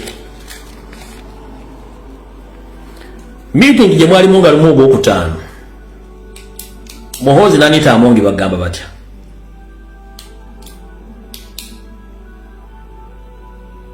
either you produce the MPs you promise them or you complete the mission they gave you. Mission yalichi yaba MP bwamusuubiza mission ya kuteeka nsi Kyagulanyi ng'omuntu omuteeka wansi kwa mugamba is a political amateur, you can handle him. So political amateur gwaita political amateur akufuukidde akayinja mu ngatto bakuwadde emyezi 2 to produce the results. If not oyinza okwetuga. Ladies and gentlemen, bw'omuli omusajja oyo yakufudde kikutu kuba yagudde ku accident oba batandise emisango gya corruption teweebuuza oyo Demapuuga. Bw'oli amutandika emisango gya corruption oba yagudde mu kirabiro yafudde pressure teweebuuza kubanga bamuwadde emyezi eki okuproducinga ba MP be yabasuubiza nga balidde ssente zaabwe ne ssente zaabwe zizaayo oba okuteeka nsi Kyagulanyi kyatakyasobola.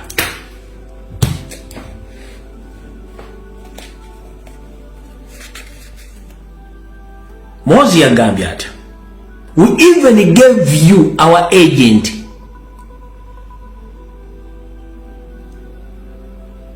to get in touch with her so that she can come near to Bobi Wine and complete the mission of assassinating Bobi Wine.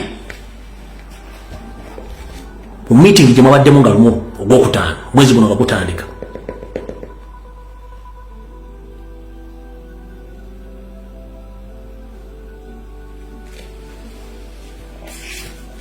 Ekyokujeregerera oli free okujeregera kubanga ffe twamanyira mu abantu mubali mwaka bano mumanyira bumanyizi ffe tetulina buzibu nammwe mujja kikola awo tuvuddewo. Mwenna mubadde mwebuuza lwaki Nakijangaja Juliet Kakande tava mu nsawo ya Mpuuga nga muli n'ekikazi kino kibadde ki kibira mu parliament kyoweta abasajja enkoto mwekyaweteno n'omulema akagera akaali kamenyeka ne kaagala okudda mu layini gwe bayita Mpindi Bumaali mwekyamweweta enkoto eno Mpindi Bumaali n'ayiika amalusu mu parliament mwabiraba yali mu parliament ne Mpindi Bumaali mulema bamweweta nawulyango kuguzzeeko kwagala kuddamu kudde mu position oyo Juliet Kakande aweweta Mpindi Bumaali mu parliament kati Mpindi Bumaali yalinga awulya okwamenyeka nga awulya kutandisa okubanga okuddako kati bulijjo mwebuuza kyama ki lwaki temwefu mwagala ebyonoonese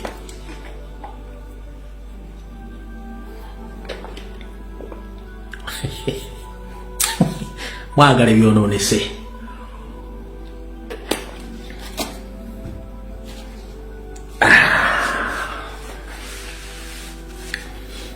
Mpindi Bumaali bali mu parliament ne Juliet Kakande mayi mulema kati Juliet Kakande yamuweta mu parliament kati musajja yagala okulyango okulinga okuddako bwe kumbo kwe kwafa ne kati yali mu position bamusanyalaza okugula nawulyango okuddako bwe kuti ekyo tugendayo ne kati bulijjo mwebuuza lwaki Juliet Kakande tava ku Mpuuga era amufiirako ekyama kiikino. Banyabale bassebo mwenna abawangaalira e Masaka kambawo ekyama. 1. Mpuuga mulungi mu kukwata mu bibbo by'abalongo wadde si bibye oba si bya famire ye ekibbo kyoyo omukyala akikwatamu n'ataganjula empiki zaki n'ataganjula ekibbo ky'abalongo teyakoma okwo. Enjogera Luganda no si Lufalansa si Luzungu si Lulatini. Ulira bulungi enjogera Luganda no si Lufalansa si Lulatini. Escopito como no enjogera Luganda. Mwenna abajjukira bulungi e Masaka e Buddu e Tavamoto eri abasajja n'abakazi bannaggwano. Ensonga lwaki Juliet Kakanda alemedde ku mpuuga eno nno ibadde n'enkozifu temugimanyi. Munnange nga bwe nabagamba omukyalo gwe nasoma akatabo k'embuzi nawulira ndize muyerogozzaamu akatabo k'embuzi nakasoma naye mwalimu yabulamu kalyoke kajjule kati kitegeeza wakofa akatabo k'embuzi kali katuufu. Yagamba mbu nasoma akatabo k'embuzi naye mulimu omunene gwe saateeka mukitegeeza katabo mbuzi katuufu kati kitegeeza bwe nteekamu omunene kaba kajjudde. Naye akatabo k'embuzi zenkyakali nakyakatadde wa tukyali bize nnyo sayidi eno. So tumaze okufunga tetukyalinawo nnyo kituvuga speed akatabo k'embuzi nja kuddamu kaggule wakatabo k'embuzi owulidde bulungi kyo katukyali ku national matters eziri important bwe tokyali important twakumala twakutegeera gwe akatabo k'embuzi ko gyekali kakyali mu research tukyakakolako panel beating. Mbagambye mpuuga mulungi mukwata mu bibbo by'abalongo oba bya family ye oba bibyo basibi yakwata mu kibbo kya Juliet Kakanda eky'abalongo n'ataganjula empiki z'abalongo. Ekisoke kyokubiri mwena mujjukira bulungi mu buvuyo obwali e Masaka mukwewandiisa omukyalo no Juliet Kakanda n'empapula z'alina naye zakunnassa sizize. Kati Juliet Kakanda ono tali qualified kubeera MP olw'ensonga empapula talina. Lwaki talina? Omukyala owa DP yamuwaabira nti Juliet Kakanda empapula z'alina sizira teyasoma.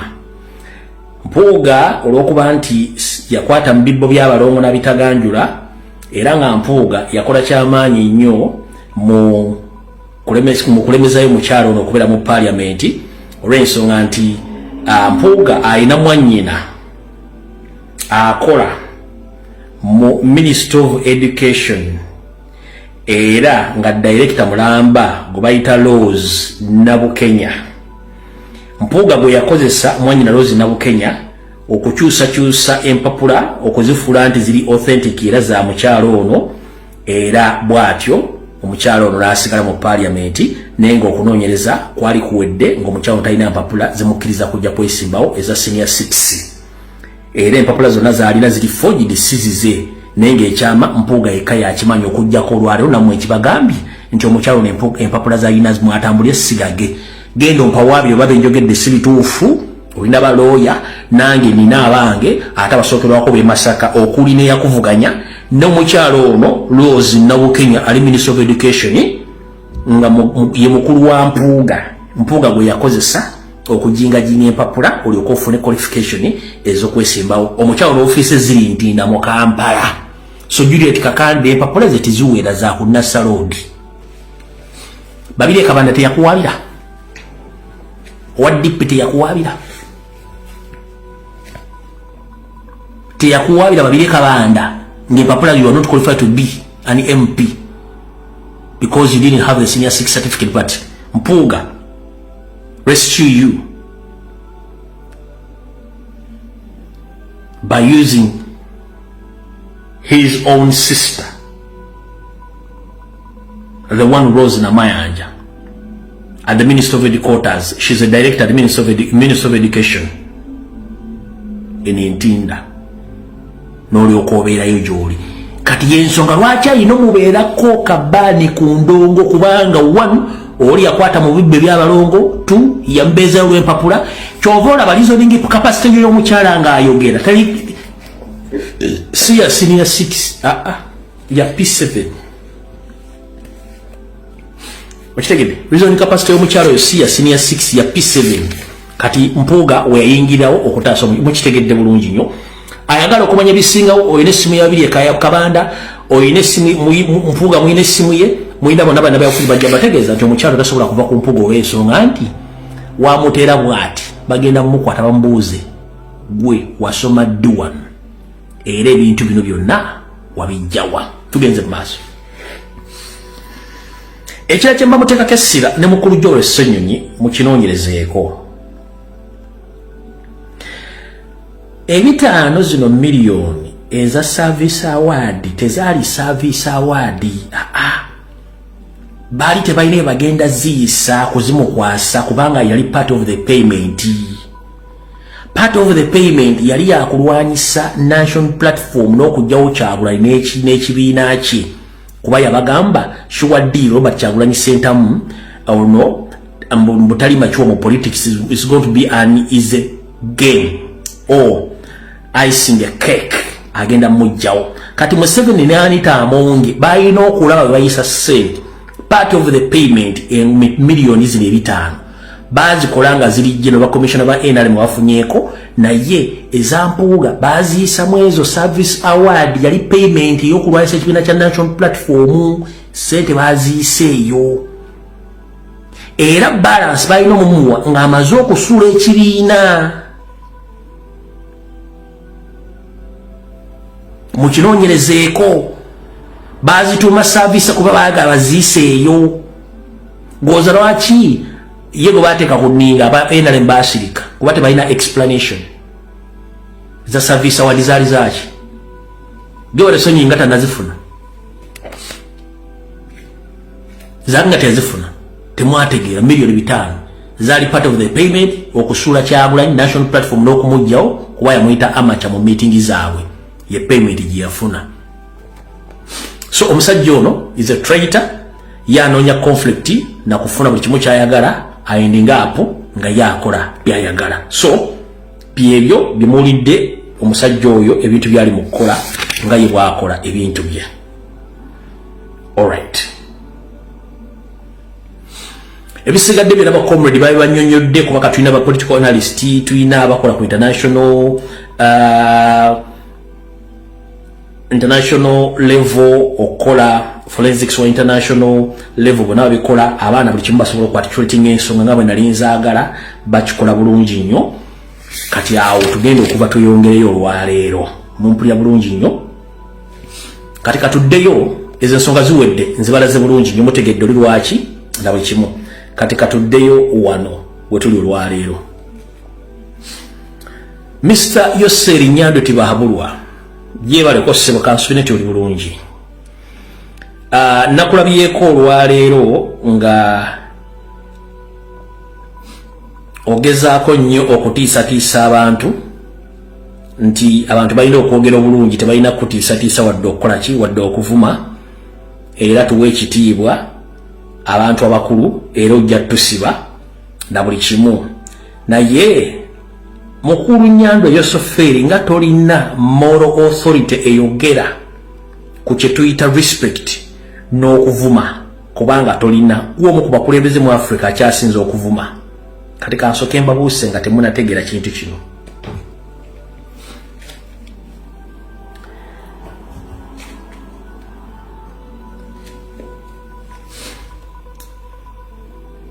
Olukuŋŋaana lwa high command olwatudde wiiki eno Yosero yayise teyaluyise nti yabadde yeyagalidde nedda buli lwayita high command oba abakulembeze ab'oku ntikko abaduumira amagye n'abasalawo ensonga aba abayise ng'alina kyayagala bamuyisizeewo oba nga waliwo kyayagala okukola omuntu yandiyagadde okubuuza mu kaseera kano mpawe kaagalwa kyeyise high command ng'ate abantu be yayise si bateekeddwa okubeera mu high command ye be yayise beebaluwa wulira Museveni bw'agamba nti yayise high command invited the high command UPDF Defense Council on rally cases including bano be yayise all UPDF infantry division commanders division 1 2 3 4 5 and the mountain division kati bwaita all UPDF infantry division commanders kiba kitegenzi yadda communicating n'abaduumira amagye oba bakwasaganya amagye bonna amalwanyi okuli division number 1 division number 2 division number 3 division number 4 division number 5 ne mountain division ompulira bulungi nnyo n'agenda maaso. Special Forces Command, SFC military, police, JAT and CMI, IGP, ISO ne ESO. Abo bonna bali mu intelligence n'abakulira SFC abokusatu.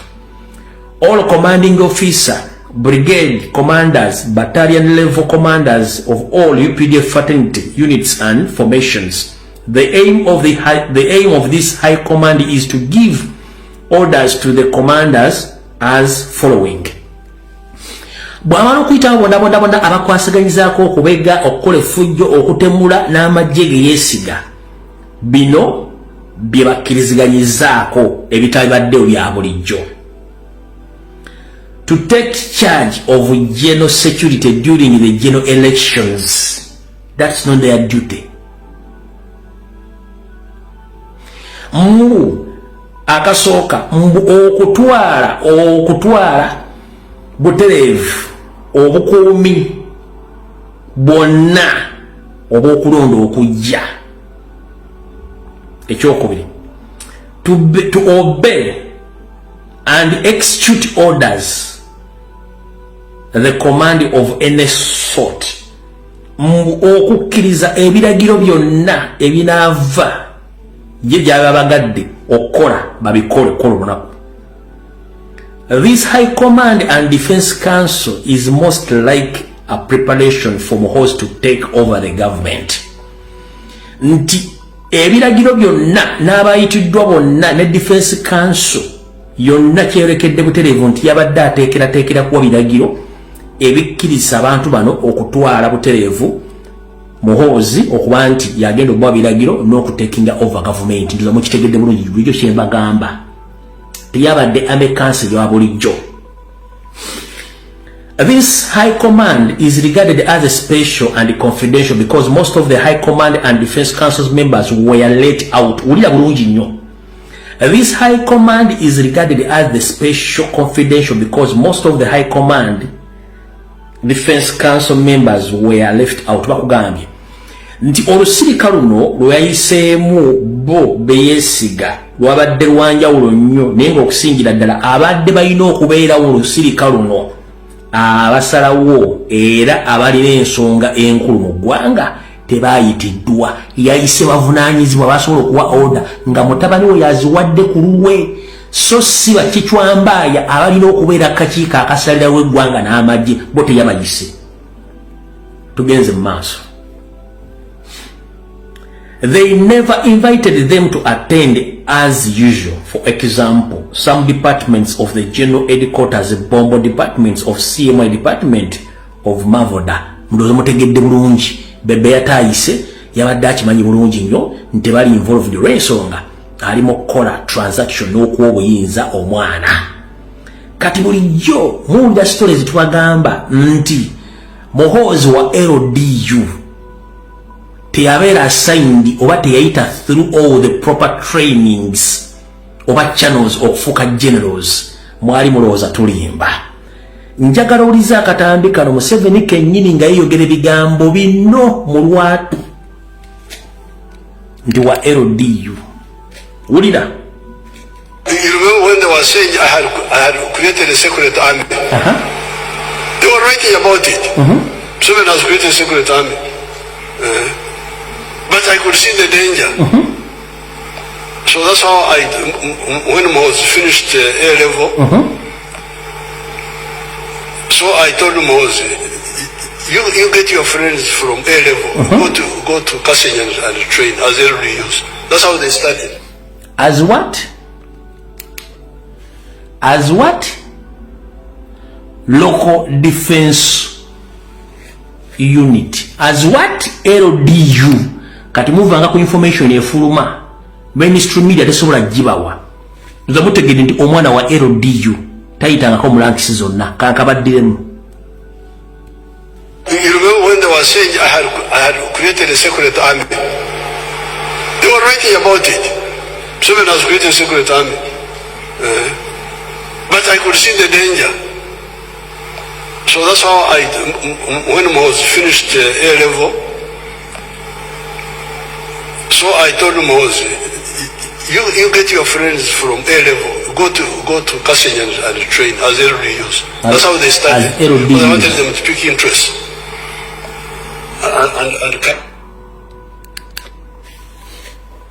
So oli ne yamusomesa wa LDU kati general. Kati nina ekifana kyenjagala mulabe mu video gyengendo bateera. Njagala mutunuulire abakulu ababadde mu katambi ako omubiri gwabwe kye gwogera engeri gye beeyisizaamu nga Diddy gy'ayogera. Gwe kennyini ofune ekifaananyi ansa yakyo ng'okyewuliriddeko okuva mu ki? Okuva mu katambi kano we tulagaawo. Njagala owulira akatambi kano kennyini.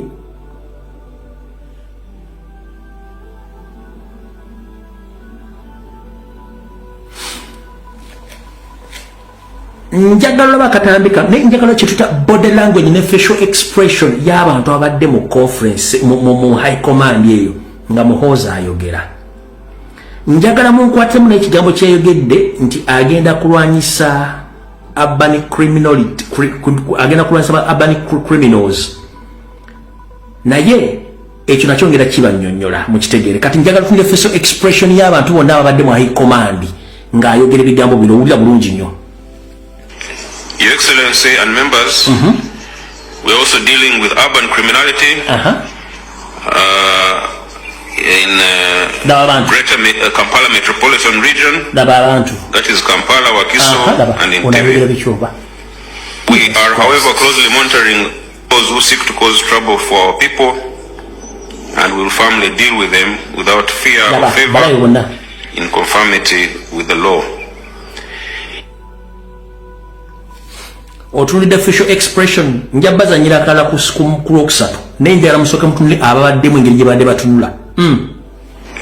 Your Excellency and members, we're also dealing with urban criminality in Greater Kampala Metropolitan Region, that is Kampala, Wakiso, and in Tebe. We are, however, closely monitoring those who seek to cause trouble for our people, and will firmly deal with them without fear or favor, in conformity with the law. Kati kyobamanya buli eyabadde ku rank eyabaddeawo ekitono nnyo ndowooza alina degree. Wabula abawa orders essaawa zino teyayita mu structure zaayo PDF yakubakadinisa naye gwe bagenda okuggyako adith oba command. Can it happen? Can they bear in their minds Muhoozi to instruct them a senior 6 dropout or a senior 6 student a local defense okuwa orders akulira abasajja? Can it happen? Museveni alowooza buli kintu kyangu nnyo kubanga asobola obbayita. A qualified well trained general Okano awuliriza omwana wa LDU nga yakoma mu senior 6 ye nga ayise bamucommissioninze ku buli mutendera gwonna ogw'ensi n'agenda afuna training. Mwana oli yagizala bakino kyogera ki n'abala waliwo akawavunja kabalaga nga baga kiki kino kye tuliko bannange, kiki kino kye tuliko. Kati ekyo mukitegedde bulungi. Kati agambye mu statement eno agenda kudiringa ne kye bayita urban criminals. Kati njagala osooka ofuna ebigambo bino biri. Waliwo kye bayita urban criminals ne urban terrorism oba terrorists. Ono bwe yayogedde urban criminals kiki ekikujjira mu bwongo? Do we have urban criminals in Uganda? The answer is no. Why? Because the urban area of Uganda, but mostly in Buganda, is occupied by heavy deployment of security operatives. Ekyo yamazo kyogera yabadde mu kimutategedde reflectinga ne message ey'obukukwata abaana bonna aba national platform be yabadde alifaalingako. nga kati file bazitwala Masaka babatandika emisango gye aggravated robbery ye yabadde message urban criminality nti they shall deal with it as when ngabo kyali kibaddewo ddi kyagenda okuzaako agenda kuzaako kye tuyita urban terrorism. Urban terrorism mujjukire nti baali bakyali mu Flonasa bakozesanga urban terrorism okutega bomu mu bibuga okukyankalanya Idi Amin ne gavumenti ezaaliko. Ekyo mujja kyulyako ng'akyogeddeko mu state wa Museveni Kenyi ng'akyogeddeko urban terrorism nti okutega bomu okwokya ebizimba okola ki nga bo bennyini be bakikontroli ne bakikola. Kati yasoose kino ekya urban criminals kati ng'akikola kubanga already bataddewo dda emisango nga fayiro ziri open bweziti nga buli muntu yenna gobekera mukwata bajja mutekanko fayiro eyo buli muntu yenna gobekera bagenda mutekanko fayiro kyokubona nti fayiro eri open mbushaldi lwaki mbiboogera nga mukategedde mukankabadde mukawule bulungi nnyo. Your Excellency and members, we're also dealing with urban criminality in Greater Kampala Metropolitan Region. Omanyi nti yabadde agenda kwogera ekigambo Masaka naskipinga ekigambo kyabadde Masaka naskipinga nkakuddiremu akategere bulungi nnyo. Yabadde agenda kwogera ekigambo Masaka neyekanga n'alyokateekamu Kampala mukono wa Kisontebe. Urban criminal oba criminality ebeesinga mu Kampala wa Kiso mukono era omuli forces ezirwanyisa kitaawe. Nkakuddemu akawulire olulimi yadde agenda kukikuba nti Masaka n'alubuuka wulira. Your Excellency and members, we're also dealing with urban criminality in Greater Kampala Metropolitan Region. Greater what? Me. Nakikyusa. Nalyoka ateekawo Greater Kampala. Ndowooza otegedde. Ye system gye balinamu. Era kye babala. Kati katugende wano. Awo tuvuddewo. Kati omukulu ono mu meeting eno yagambye ku tweet zaakoze mulyoka mutegeere yagambye. I think our venerable and heroic command in chief Yoseri Tibahaburwa for his wide guidance to the High Command and Defense Council, we will never allow hooligans and puppets to come anywhere near the power. Yagambye nti ayagala okwebaza engeri y'obuzira kitaawe gyayolesezza n'abatemu banne bakulembera saako mbu n'obugezigezi bwayolesezza ng'ayita mu bakulembezi banne abakwasaganya amagye era abeebaza era mbu kye baasibiddeko bwe butakkiriza mbu abamenyi b'amateeka wadde abo abakkiririzaamu okwesembereza entebe y'obuyinza mu Uganda era mbu agenda basaanyaawo bonna for all yakola ekiddako. Kikuzaayo ku kiki? Okitegedde bulungi nnyo? Awo nawo tuvuddewo. Kati okumanya abasajja bano system ya self-bihuga and educated bihuga bayisa bubi.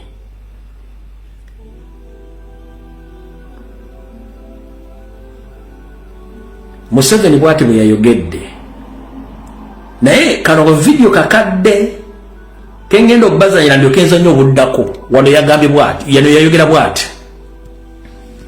What a son does cannot be blamed on the father or on the son, because that fellow does whatever he does as an individual, not as a member of his family, not as a member of his tribe, not as a member of his religion. He does whatever he does, right or wrong, because of himself as a person. Many of you are parents. Sometimes you cannot even control your 12-year-old children. They go and do what they want, contrary to your will. What a son does cannot be blamed on the father or on the son, because that fellow does whatever he does as an individual, not as a member of his family, not as a member of his tribe, not as a member of his religion. He does whatever he does, right or wrong, because of himself as a person. Many of you are parents. Sometimes you cannot even control your 12-year-old children. They go and do what they want, contrary to your will. All right. Nyandwa Yosaferi Tibahaburo Tabaisirwa, the son of late Kalekes, whom you killed yourself because you are hiding your identity. If I may ask, Sebo,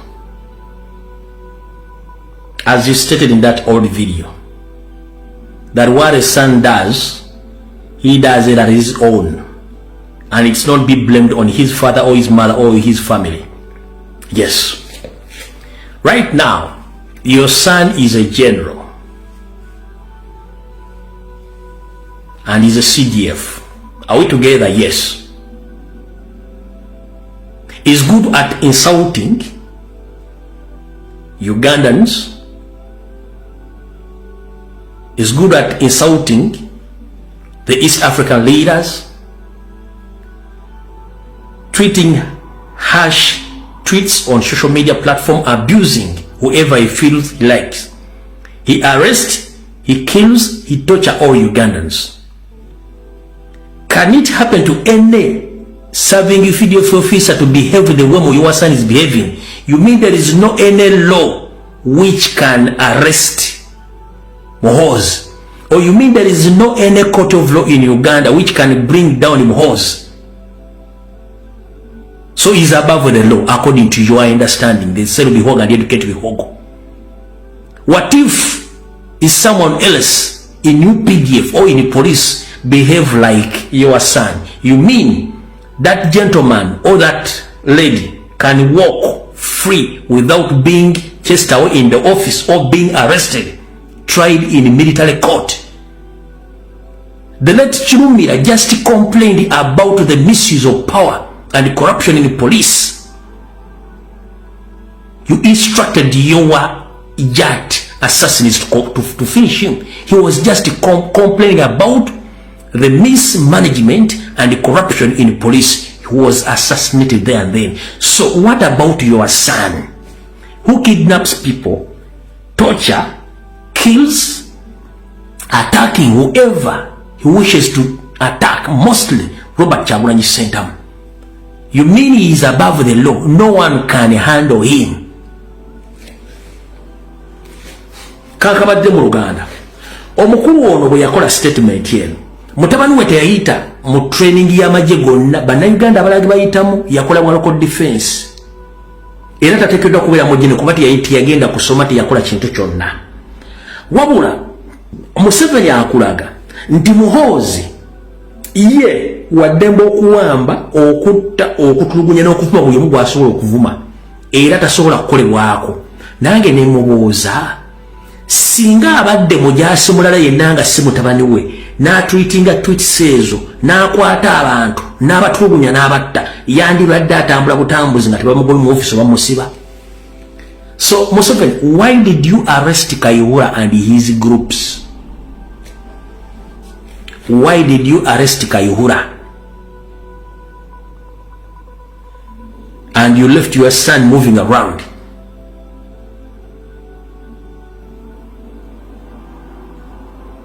You think Ugandans are stupid?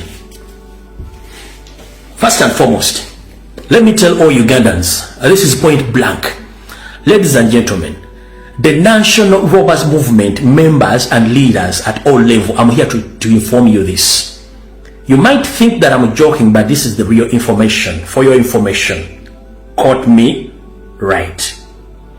Museveni doesn't allow any member of National Relievance Movement or even the high command in army, police or anywhere to allow their families, mostly their kids, to prosper in his system. Either he eliminates them or he sacrifices them. Those kids end up in the bizarre situation whereby nobody can compete with Museveni's family. Kanchiddemu mwabali mu NRM nama bali mu maje abali mu police mwenna Museveni takirizanga ko muntu yenna kubeera na mwana we n'abeera successful okwereranya office yonna oba ekitongole kyonna nga kijja kubeera nti kiyisiikiriza abaana be mu maje mu polisi mu ministry buli kintu kyonna akozesa system bbiri esooka bw'aterminatinga mwana wo bamusacrificinga mu witchcraft waabwe abaana bamwe ne balizotinga mu kunywa omwenge abaana bamwe ne bagwa eddalu abaana bamwe ne babatta abalala ne bayiika amadinisa kino mukimanyi bulungi nnyo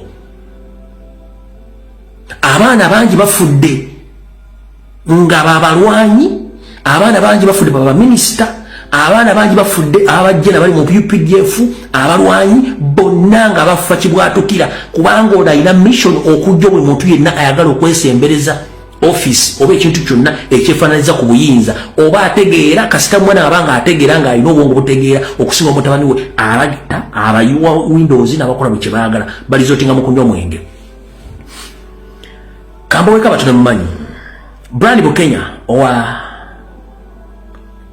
former vice president Bukenya ani yamutta didigi yenyini yali involved nda abantu bangi nnyo mujjo video za Bukenya musajja atunga ali mu kusala kugali benjole ali ne baana bawala bijujulu anyo omwenge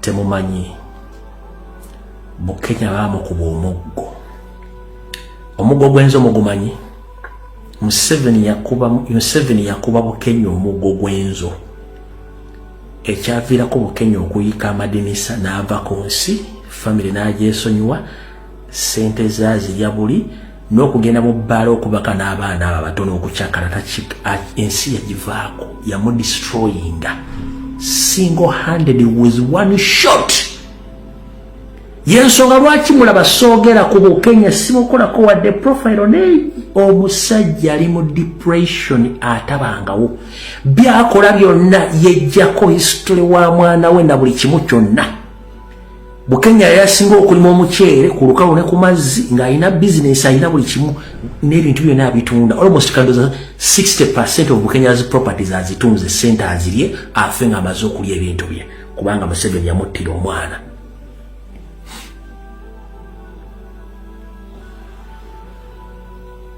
Goroza Jeno Katumba Amala kyategeeranga Katumba Amala oli omukadde tamaze okutta Brenda Nantongo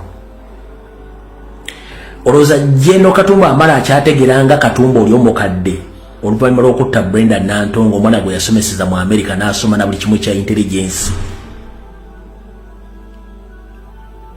Katumba Amala ajja n'ayogeranga si yegire ebiga byayogera tabitegeera baamukuba omuggo Mwana be Sudiri nga yekazanga afukana abasudiri alina obulumi muli ku ntwingiri wadde yebaziza alina obulumi muli ku ntwingiri abasomwana yabategeddera abamanyi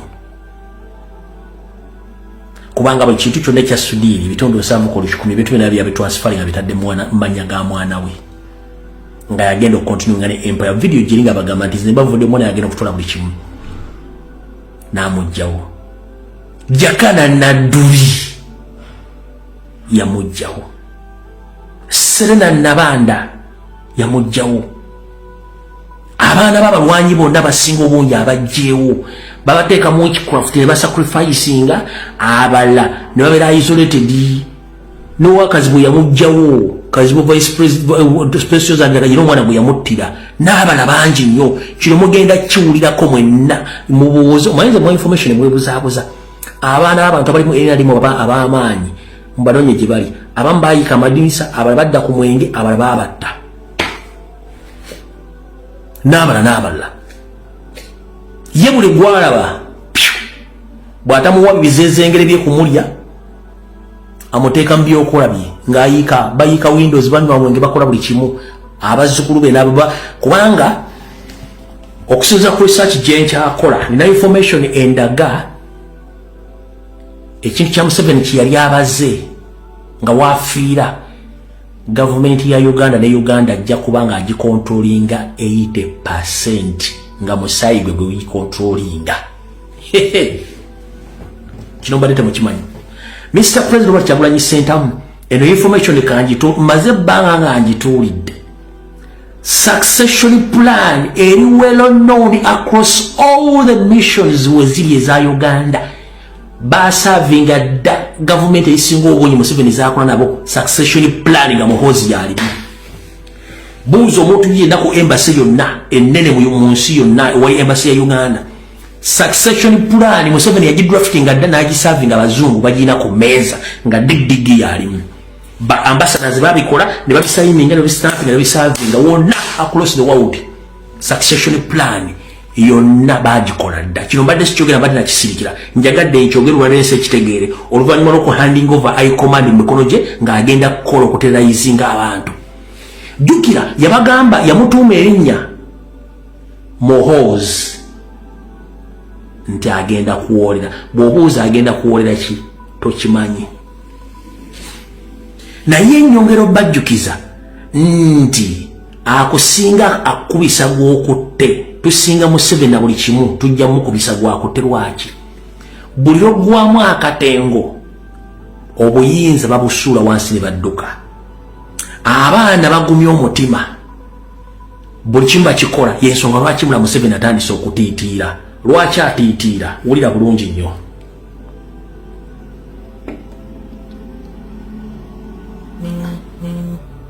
yagambye bw'ati Don't try to speak badly that you are a politician, you are speaking badly to me. It's not acceptable. It must stop. This Buyayi must stop. The Buyayi of they run bad things in Europe. This is not African way. There is no kufirwa, no laws. We want disciplined democracy, not hooliganism, not intimidating people, using bad language. Because we want the people of Uganda to decide the way they want, not to be intimidated. But some of the political groups, we are making it a habit to intimidate people, to attack people, because they are of different political groups. Now that one is going to stop. The security agencies have discussed it, and it's going to stop. You must speak very well in public, together. Alina amagye, alina sente, alina amakomera naye atya okumwogerako atya ekigambo. Nkugambye bwe mulemerako obuyinza bajja busula badduke. Kyova olaba bagambye nti yakomandiza high command to deal with the people abamwogerera at your age Museveni. You are here bragging around. You are preaching democracy. Which democracy? When your son and you yourself on a daily basis you sit and plan to assassinate your opponents, then you are talking about people who come on social media to condemn you. You don't have any audacity to talk about democracy because you are not democratic elected president of Uganda. Ugandans decided they elected Robert Kyagulanyi Ssentamu as their next president, not you. You use the power of God to stay in power. So you don't have moral authority to talk about or to preach democracy because no one elected you. For you, you kidnap, you kill, you assassinate. But at this level, now you fear people who come on social media to preach peace and resilience. Then you start you intimidate people. Abasajja n'ekigambo kati bakitya ku myaka gyatya yatidde ekigambo protest vote n'atya eggaali n'ayita high command. Jjajja omusajja wogambira protest vote n'omugamba eggaali n'ayita high command. Maama nnyabo mukitegeera kati ye bw'agamba nti atya abantu bagambye high command adenge n'abantu muganda wange kitegeeza ayidde. Kati kansoke mbaddizeyo kino mbadde mukitegedde. Mu programu za Museveni za blueprint yali abaze wafiira ajja kuba controlling Uganda 80% yeruwa. One, gobadde okimanyi mu parliament Museveni awezaamu abaana abasukka mu 20.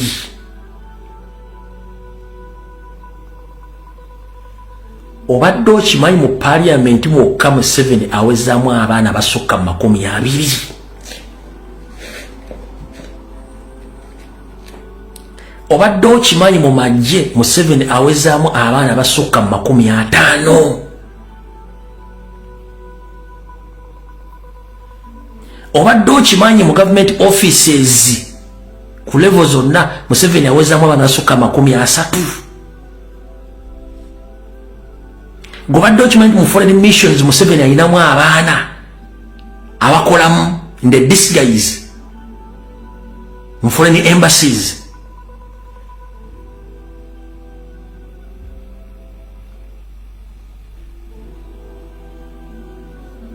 Kati mwina bwe mutamanyi nti baana be munda mutolo namubagamba David Muhoozi mumanyi oyo mutabani we. David Muhoozi mumanyi oyo mutabani we. Oyo meja David obaye Jeno Muhoozi, David Muhoozi oyo ayirana akawala ayirana ekyo oyo mutabani we. Kyanda mumanyi munamaje ko bayita Kyanda. Leopard Kyanda mutabani we.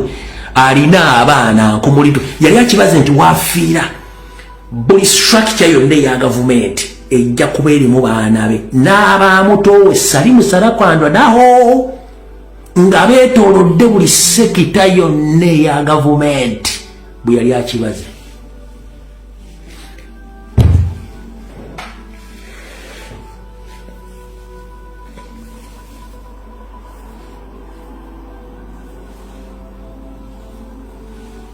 Bwe yali akibaze mwe mumanyi Natasha Diana Patience Muhoozi Kanyirupama no amusajja yatambuza akali enkoko.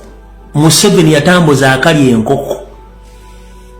Buli mukazi yenna omuganda ng'omanyi eriko mu gavumenti ya Museveni ebitundu 4 ku buli 10 amwinamu omwana kabeere n'abakazi abalala.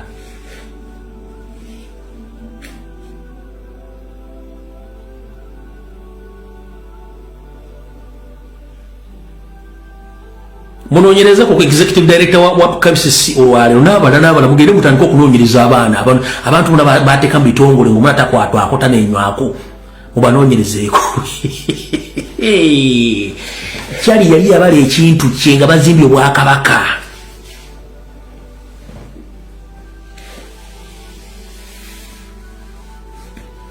Mariam Mirembe oyo byeyogedde sijja byogera munnange naye nga mbiyinako information lwakuba okireka. Museveni yatambuza akali enkoko nali enkoko z'Abannayuganda bonna n'azimalawo. Kati mutegedde osanga mwana balina ssente balina obuyinza bavuga motoka za bbeeyi balina mansion ziti mumanyi bano ssente bazijja bakola beebo. So ayogera ne confidence kuba akimanyi buli sekita yateekawo. Kibule nambagamba ddala kibule temumalirako budde.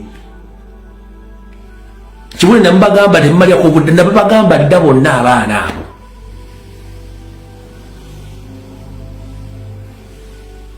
So oza mutegera abantu beduliringa nabo. Ebirungi bijja biggwa byokya